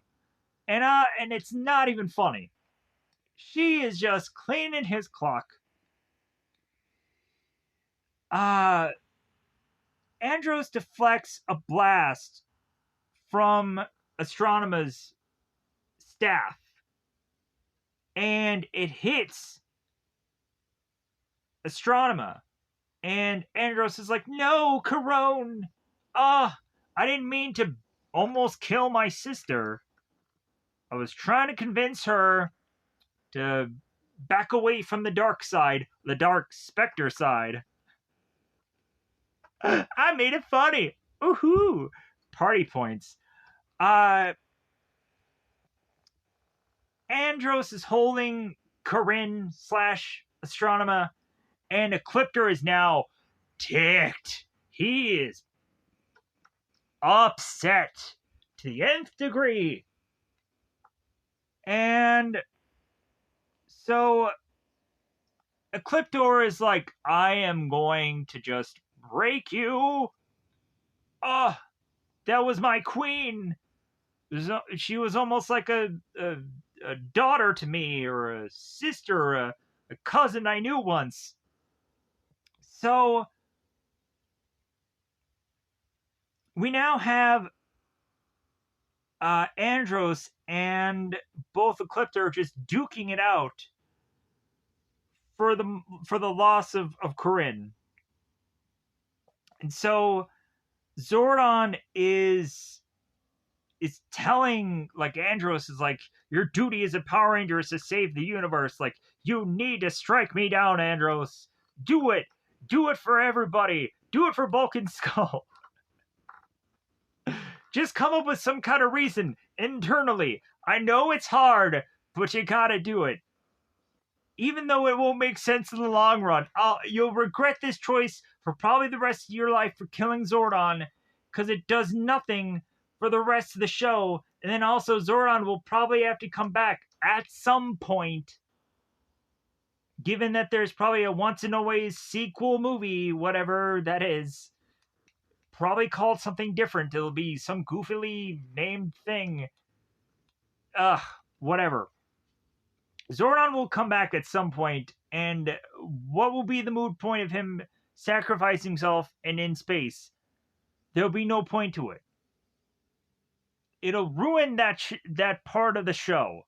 It will. A two-parter that was freaking awesome, but Zordon might come back. Whatever. So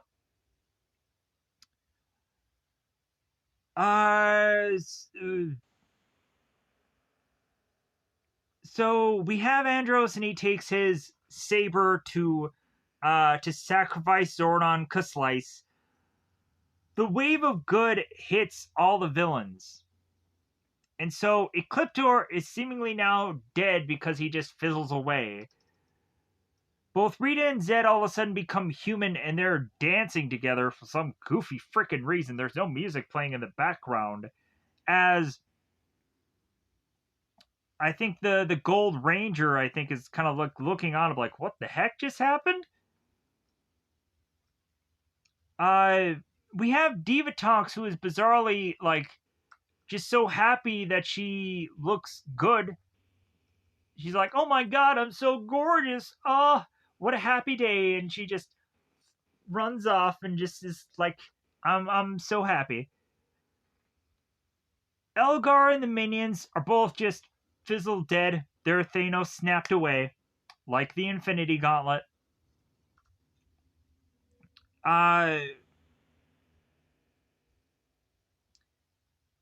Bulk and Skull are celebrating with all the humans. Cassie asks Ashley about Andros. And Ashley's like, I don't know, he left. He's probably dead. We might as well just assume that he got killed.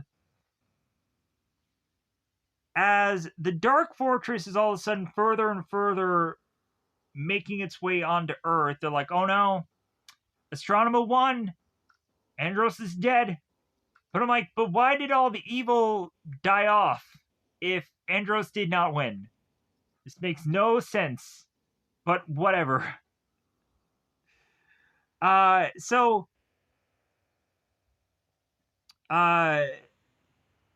Andros makes his way off of the Dark Fortress, holding on to Corinne's body in his arms. Andros is to gently drop Corone onto the ground, and he starts crying. And his tears, bizarrely like the Phoenix, revive Corone. Not only to get rid of her evil side, but then is to turn her good again, because she needs to be on Power Rangers Lost Galaxy to be the Pink Ranger. Because immediately when I saw the Spiral Saber deflect the blast and hits Astronema, I'm like, dude, she's not dead. Like, she was on Power Rangers Lost Galaxy. She'll be fine. Like, F off with that noise. Anyone who was to look back at Power Rangers in space will know that that same actor ends up in Lost Galaxy. So it's all good. It's all chicken babies. It's all cheese and burgers. So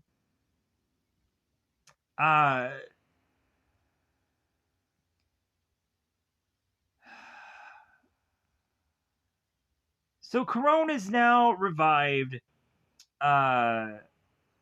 with Andros' healing tears.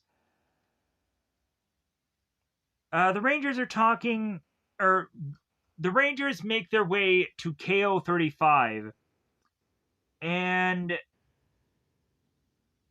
I guess some time has now passed from them being on Earth to now them being on KO-35.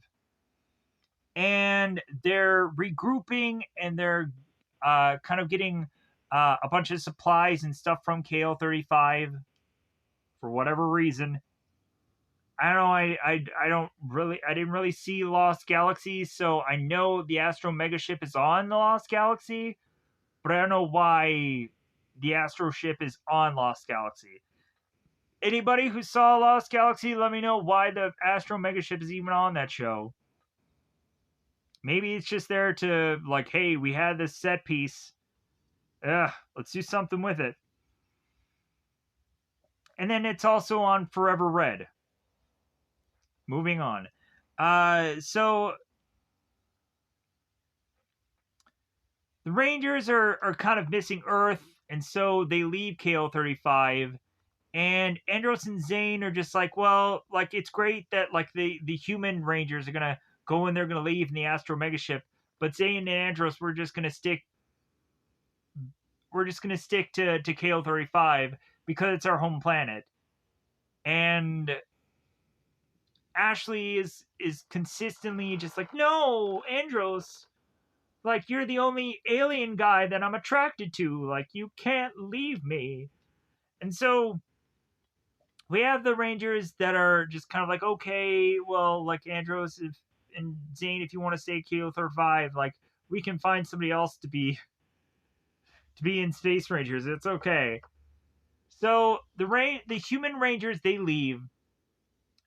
They get on the bus to make their way back home, and Andros and Zane reappear back on the Astro Mega Ship to just like, no, like, we couldn't leave you guys.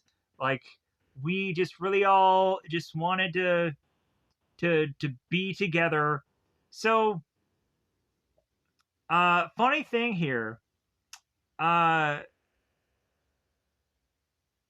like that's how we end. That's how we end this episode. But like, it was also funny to hear the guy Chris, who plays Andros. He mentions like, yeah, if I would have wanted In Space to finish, like I would have kept saying Zane frozen, and he never would have been a thing, and like I would have done this and that, and like it was kind of funny to have like his thoughts and his kind of feelings about the show of how he would have written the show. Um, probably like he probably says it in a more funny way, but also he talks about how he first met like Jason David Frank, and how like his personality was just like, hey man, hey, how's it going, and Chris is like, wow, okay, like hey man, the cameras aren't on, you don't have to be like this nice and whatever, what have you, but like that's just how Jason David Frank is. So now, moving on to the last episode so we can get that out of here. Because it's been far too much time talking. 2 hours for this one review. Plus, also, probably no one's going to want to see it because it's 2 hours long. But if you go on and you watch this whole entire thing, thank you. But moving on, we got to do it. So, Cosmic Fury. Enjoyable. I'm kind of losing my voice a little bit because I've been talking for 2 freaking hours. And so here we are. So we have the first episode of Cosmic Fury. We have planet Zordia. Kind of goofy planet. You got a name off here, but there is some history with planet Zordia. We come to find out that Billy mentions that the Shogun Zords and the Shogun Megazord came from planet Zordia. So, like, there is some history there with this planet. So I'm like, cool. Like, we do have something that has been ingrained in the past of Power Rangers to be reused here. So, on planet Zordnia, we have the Dino Fury Rangers duking it out with the Sentinels and some random Squid Ink monsters that are just named like Monster 1, Monster 2, Monster 3, because I looked it up. And they don't really have names. And as the Dino Fury Rangers are duking it out, we have Zito that kind of takes down one of the villains, and he's like, okay, where's Zed? Like, give me some of that Zed. Like, I want a piece of that guy who has no skin and just metal all over him and a helmet. Man, here's the thing. In one of the comic books where Zed ends up becoming a morphed version of himself, we get to see Zed without the metal on his face. And we just see this like skull. And I'm like, ugh. Then again, I'm like, finally we get to see what's behind that face of his. And it's freaking gross. But still, I'm like, we finally get to see what freaking Zed really looks like underneath that metal. It's awesome. So we find the Bajillionaire.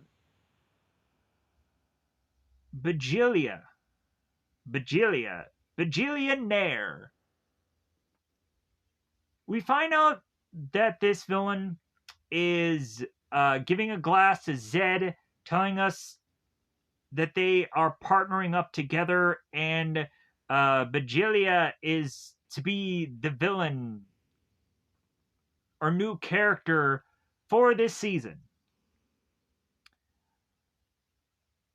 And we come to find out that Bajilia is this like CEO and is to like be this like weapons manufacturer character, and she came to planet Zordnia to try to mine this place to find these villains, like preventing her from doing so.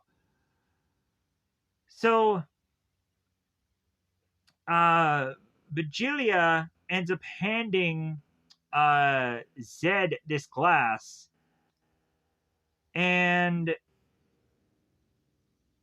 Vigilia is part of an evil weapons company wanting to mine Zornia for all of its worth, but ran into the Rangers, and that became a problem. Kind of just saying what I already just said, but in a different way.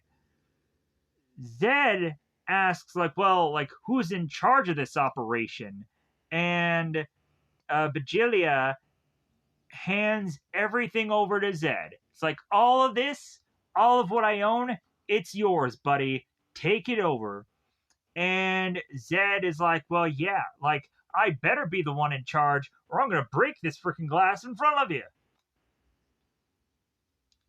So we all of a sudden have Ollie, and he's duking it out with Amelia, and they're like, okay, hey man, pow, boom, blam, spadoosh. And Ollie all of a sudden notices Billy Cranston, the Mighty Morphin Blue Ranger. And Ollie is just like slamming down facts like he's known Billy all of his life. And in my brain, I'm like, how is it that Ollie knows this person and also knows who he is with the helmet on? Billy is fully morphed in his side Triceratops mask. How is it that Ollie knows, oh yeah, that's Billy Cranston. He's the Blue Mighty Morphin Ranger. And he owns Cranston Technology. And he was on the Once and Always movie special that everyone should go on and see before going and seeing this show. And I would have to just break it down to just say, like, well, I guess Ollie watched a lot of the Power Rangers archive footage, because that's the only thing that makes sense in my brain. Because supposedly, we have a lot of Rangers who eventually get these, like, Power Rangers archive footage things, and they, I guess, maybe watch them? I don't know.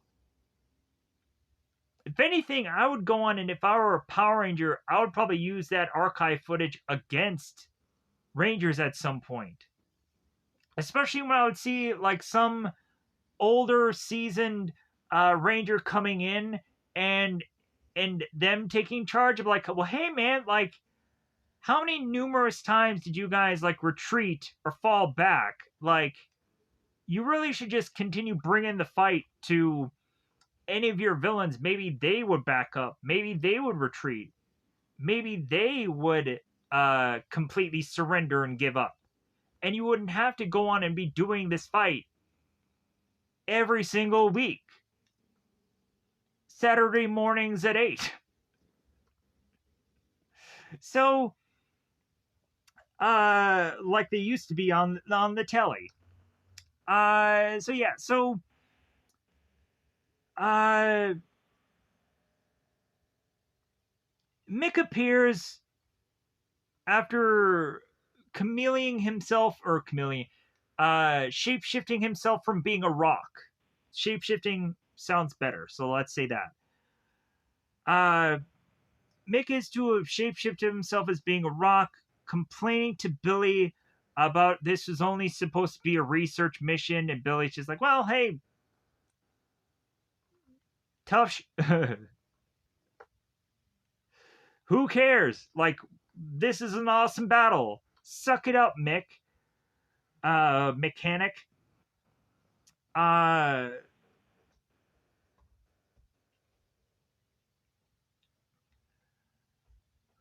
blah, blah. Mick greets Amelia as Ollie and... Or no. Mick greets both Ollie and Amelia as if they're old friends. And I'm like, wasn't Mick on Dino Fury at some point?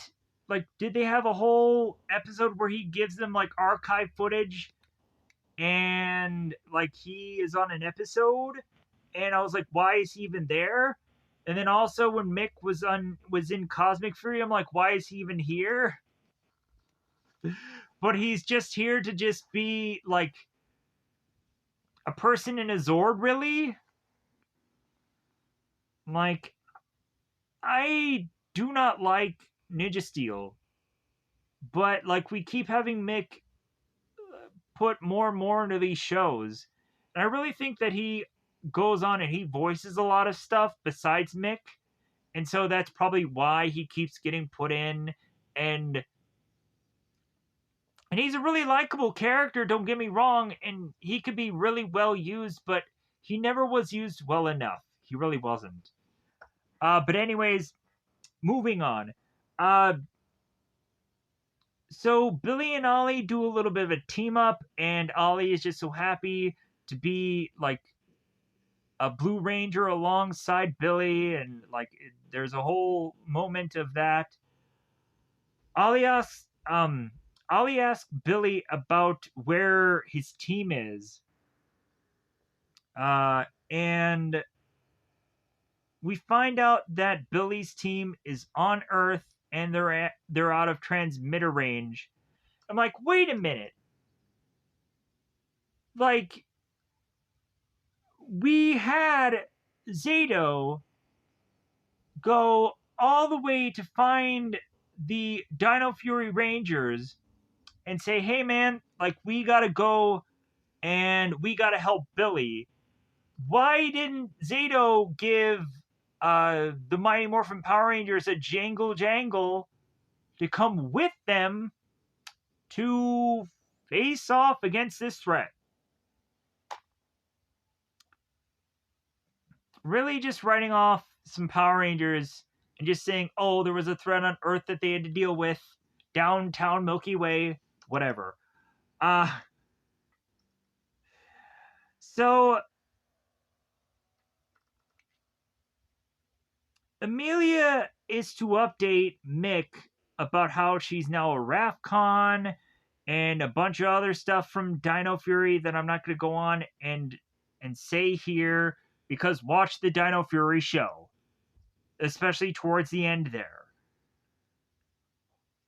Because really, this is recapping Dino Fury and no one really cares. Amelia and Rangers arrive via Cosmic Portal to end this stupid recap, to just say, hey, like, yeah, we're here now, and I'm looking at you, Mick. Here's looking at you, Mick. Squidlia, the girl with the selfie stick,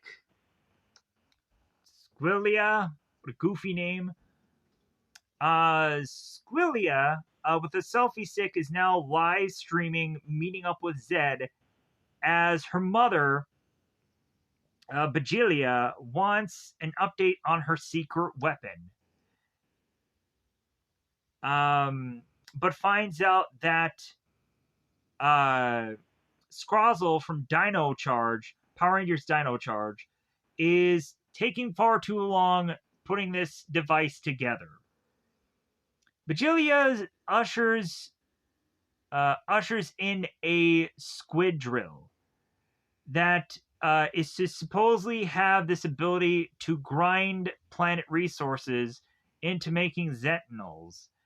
As Zed wants to get in on the fight, he's like, hey man, like now that I have my own Zetanols, like let's put the boots to these Rangers. So I also didn't mention the character Inkworth, who's just kind of this background character. Like the only thing that he has to do in this entire episode is to make a joke to Zed about giving him a deep tissue massage. It's funny, but like that character has nothing going on in this episode. But he's technically in the background a lot through these battles and fights and whatever, but he's not worth talking about. Squidlia asks her mom to join in with Zed, and Vigilia is like, well, you are old enough, so you might as well, yeah, uh, team up with Zed, have some fun. As Zed makes his way to fight Billy, because that's all we really care about, right? Zed and Billy duking it out.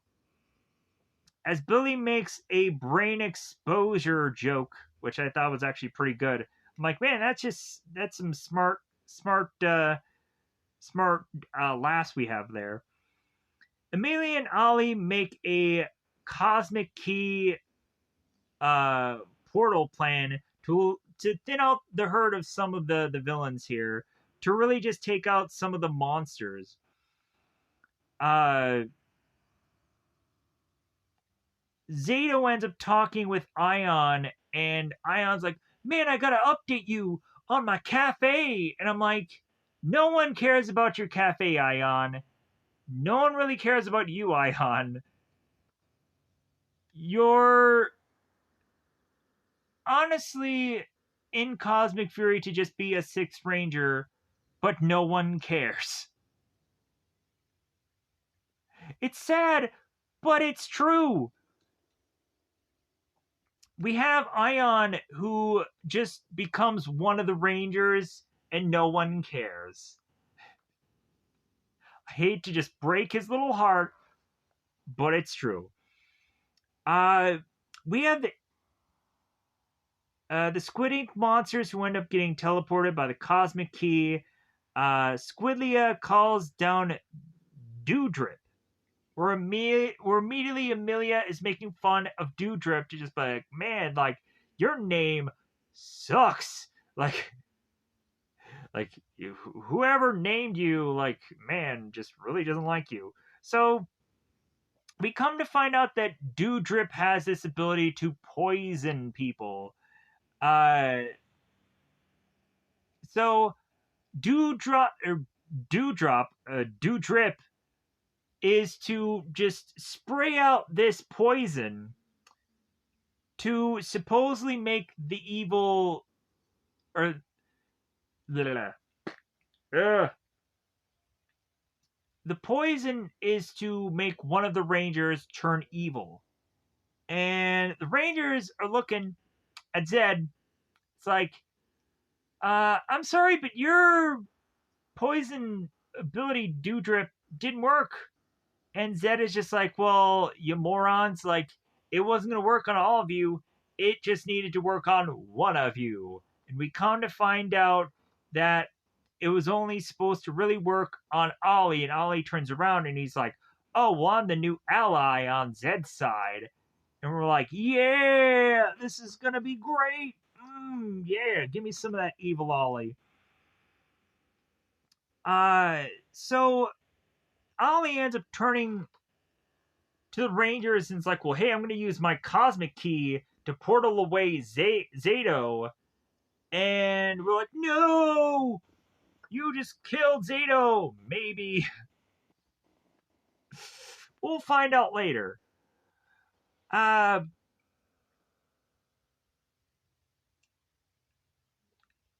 we then have Amelia who's trying to desperately grab the cosmic key away from Ollie, just like, oh no, you're not going to do any more portals to send any of the other Rangers away.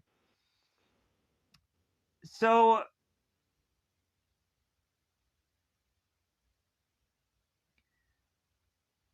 blah, blah, blah, blah.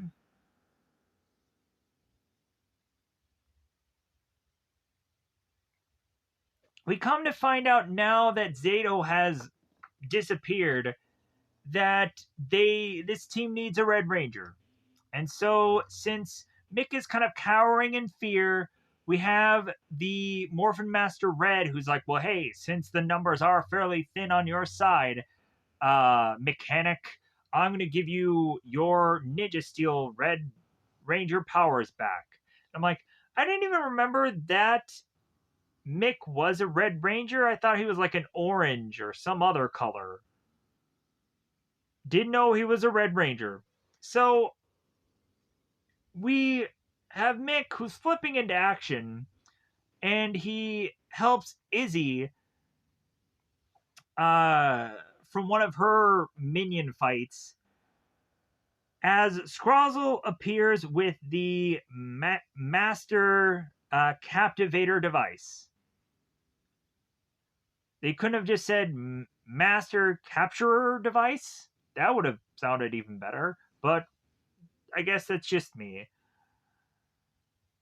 And so this device starts sucking in the green, blue, pink, yellow, I think it's maybe white, and red Morphin Masters. The red Morphin Master is the last one to get sucked up, and he tosses his staff, his weapon thing, his stick thing.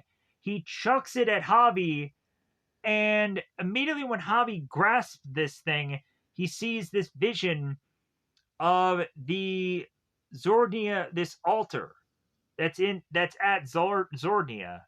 So he's like, okay, like we're gonna need to head to this place fairly soon to get all of our Zords. So,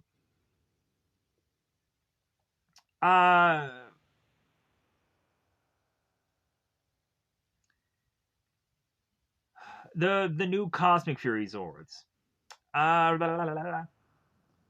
But we find that this altar has a bunch of like animal symbols on it, and so we have to eventually just figure that out.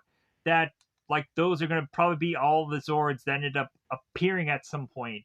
Because when they do come out of the altar, like we get to see like the chameleon and the lion and the cobra and so on and so forth.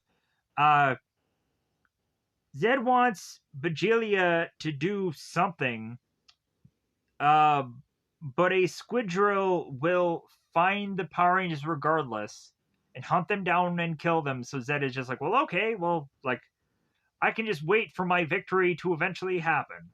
And he's fine with that. So the Rangers make their way after they've retreated to obtaining the Zord's altar location. Billy apologizes for what had happened to the Dino Rangers. As an update, Ollie turned evil, Zato disappeared, and Billy's just like, well, like, that's normal for being a ranger. Like, all kinds of crap just happens. Like, you should know the story about when Jason was sucked into the dark dimension. And all of that jazz. Like, I wish he would have had some kind of goofy story to tell the Rangers, but he didn't. So,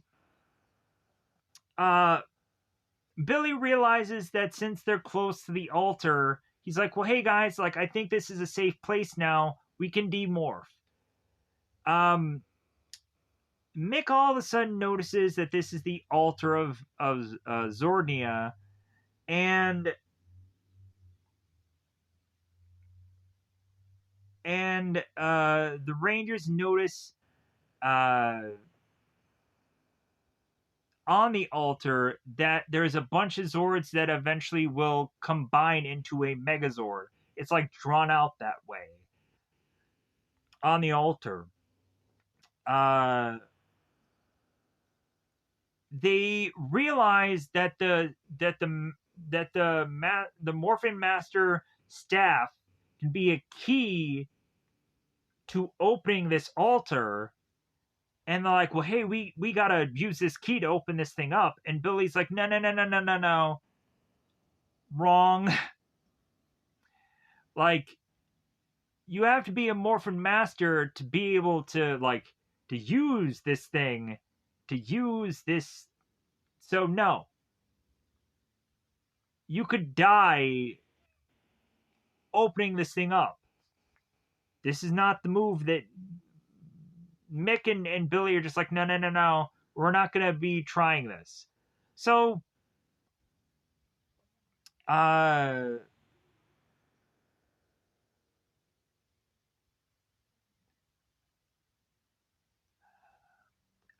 so we come to find that Ollie is inside this Squidrill, and he's hunting down and making his way to try to track down the Rangers. So the squid drill makes its way to this location that the Rangers are at. And so, beyond Billy's concerns for the Rangers attempting to open this altar to free the Zords, we now have them forced to open up this altar, no matter what. And so, Javi, or Javier, I think his name is just Javi.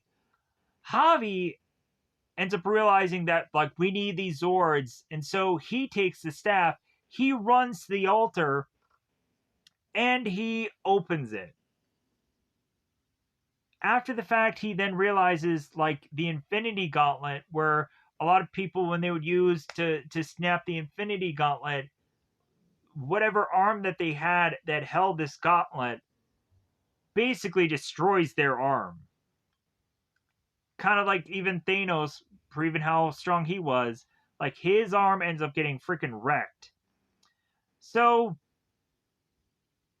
Javi ends up putting this staff into the altar, and his arm completely gone.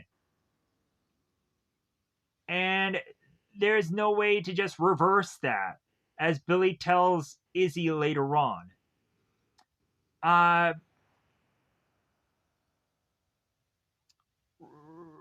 We start to see some of the Rangers start to just run around, and Billy's even telling people to find cover in a completely open area, which makes no goddamn sense. There's not a rock, there's not a brush, there's a nothing, and Billy's telling everybody to find cover. Nowhere, evidently. Just dig yourself a hole, I guess? I don't know. Like, that just was something that I found funny. So, as the Rangers all start to notice that Javi is without an arm, the Rangers all rush over to Javi, and they're like, oh my god, he's probably going to go into shock because he's now lost a limb. Mick is like, well, hey, I'll go on and I'll protect Javi here. I'll take care of him. You guys go on, and since all the Zords are now flying around all around this drill, like, you guys go on and you morph and you take care of business. So Amelia now is kind of taking charge here, even though Billy is the experienced one. Amelia is like calling out that it's like, well, hey, like, we definitely need to, like, have me be in the Lion Zord, because I feel like that's the key Zord here. And so she jumps into the Lion Zord, and some of the colors kind of clash with the Zords and the Rangers, but then some of them fit well. So,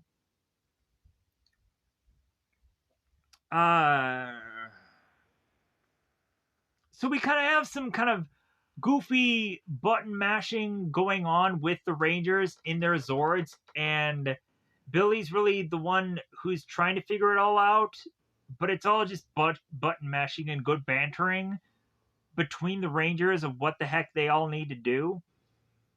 And then Billy realizes that he hits one button, and all the Zords kind of blast all together in one direction. He's like, oh my god, the Zords work remotely. This is great.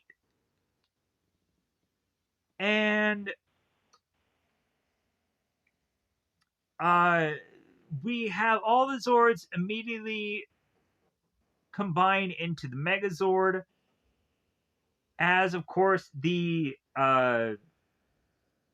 Squid Drill has kind of transformed into its own Megazord or monster, whatever. And also, while realizing it, with all of the Zords end up being some animal, one or another, I'm like, this is basically the Power Rangers Ninjetti season, where we have the Toad and the Ape and the Falcon and whatever. Like, this is really just them doing this all over again. And I kind of thought that was funny. Amelia takes the Lion Zord as... no, wait. Um, ba, ba, ba, ba, ba, ba. Um, so the Cosmic Fury Megazord attacks with the Cosmic Camille Lash and fails to do any real damage. Billy switches the Cobra and Chameleon like Zords of the Megazord. It flips it. I'm like, wow, like that's actually really cool to have a Zord that like can flip around like that. I was like, that is such a cool thing.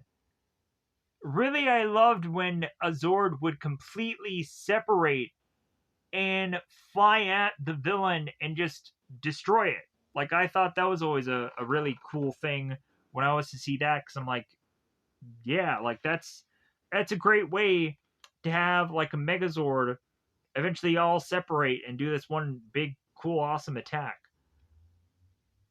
So, Billy switches the Zords. Ollie has some good lines against the Rangers. Like he goes on and he like mentions about like the Christmas balls looking like the Zord and whatever, and that was a pretty good joke. But really, I'm not going to even give a care about any of Ollie's dialogue here, even though it might be good. Like it was the only one liner about the Christmas ball thing that I really actually liked here. A lot of it is just forgettable dialogue. Uh,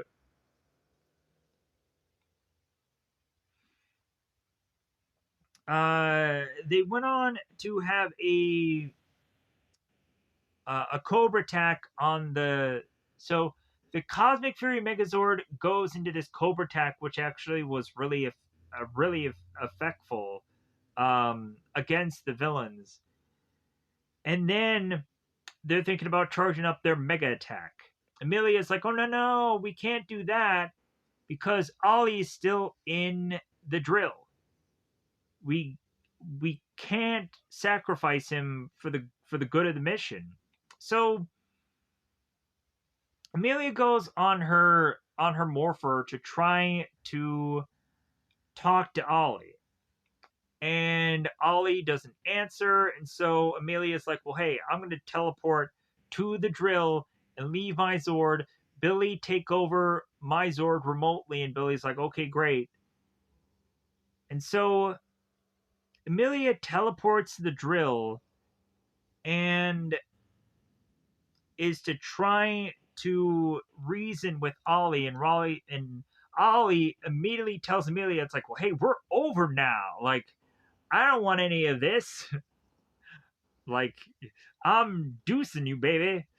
And so we have Amelia who ends up taking her Dino key and ends up using this snooze attack on the minions and Ollie falls over onto Amelia, and so they teleport out of there. They get out of there to have the Rangers use the Mega Attack to wipe out the drill. Billy all of a sudden notices that there's a mass villain fleet that is making their way to their location, and so Izzy ends up asking Amelia, it's like, "Well, hey, like you did give or you did take Ollie's cosmic key, right? Because we can teleport the heck out of here to make our way back to Earth for us to be bickering with Pop Pop and Mick and any number of other people." So here is where we get uh, the now uh, mega squid drill, where Zed is now having his throne on. Kind of. He eventually gets a way better looking lair and what have you, but here's where he is now. So Zed, of course, let me adjust myself here. La, la, la, la. Here's where we get this stupid net worth coming in and asking for a deep tissue massage. It's stupid. And Zed, of course, is upset about Squillia, who is now returned. And again, we get Zed, who ultimately comes up with like, yeah, I'm finally wanting to get rid of those Dino Rangers. Oh, those Dino Rangers! I want to shake my hand at them. Back at the Dino Henge, everyone is arguing and bickering and blah blah blah blah blah. They have to all just talk it all out here. And we eventually have all these characters silenced by Solon, who's roaring out. So we have Pop Pop, Mick, and Tarek and Rangers making a plan for them to prepare for a possible Earth invasion. As Ion and Mick are kind of bickering back and forth about Zion possibly returning, or maybe he's dead. And Ion wants to know whether or not his Zato is dead or not. And Mick is just like, well, he is a Power Ranger, like he should be fine, right? Or maybe he is dead and maybe he'll just come back with a different color. Whatever. It is what it is. So Izzy makes her way to check on Javi and Ollie. So Billy confirms that Javi will have permanent arm loss. Solon is to mention that she has some expertise in animatronics or robotics or something along those lines. Some technical cybertronic, whatever she says, words. And she can possibly help out Javi with his problems that he has to go on and have. And give Javi a new arm. And they're like, well, what about Ollie? And Ollie's mom is like, well, hey, I'm going to come up with a cure for Ollie. Everything will be fine. Hopefully at some point. And we end the episode with Billy saying it's like, well, hey, like, you guys have to realize that this is going to be a marathon and not a sprint. Like, you're going to have to go through some rough times and some hardships. And you have to realize that this is just only the beginning. And, like, that's how they kind of finish up this episode. So with that said, I'm going to finish up and get out of here because I realize that I've been talking for 2.5 hours. That's a whole freaking movie length. Why did I do this long of a video? I don't know. It probably was a huge mistake because I realized that, man, I should have only talked for like an hour. But I'm going to get out of here to hopefully go on and either go to sleep or get my workout in. I don't know. I don't know how long I've been talking for. So with that said, goodbye, everybody. Goodbye, everybody.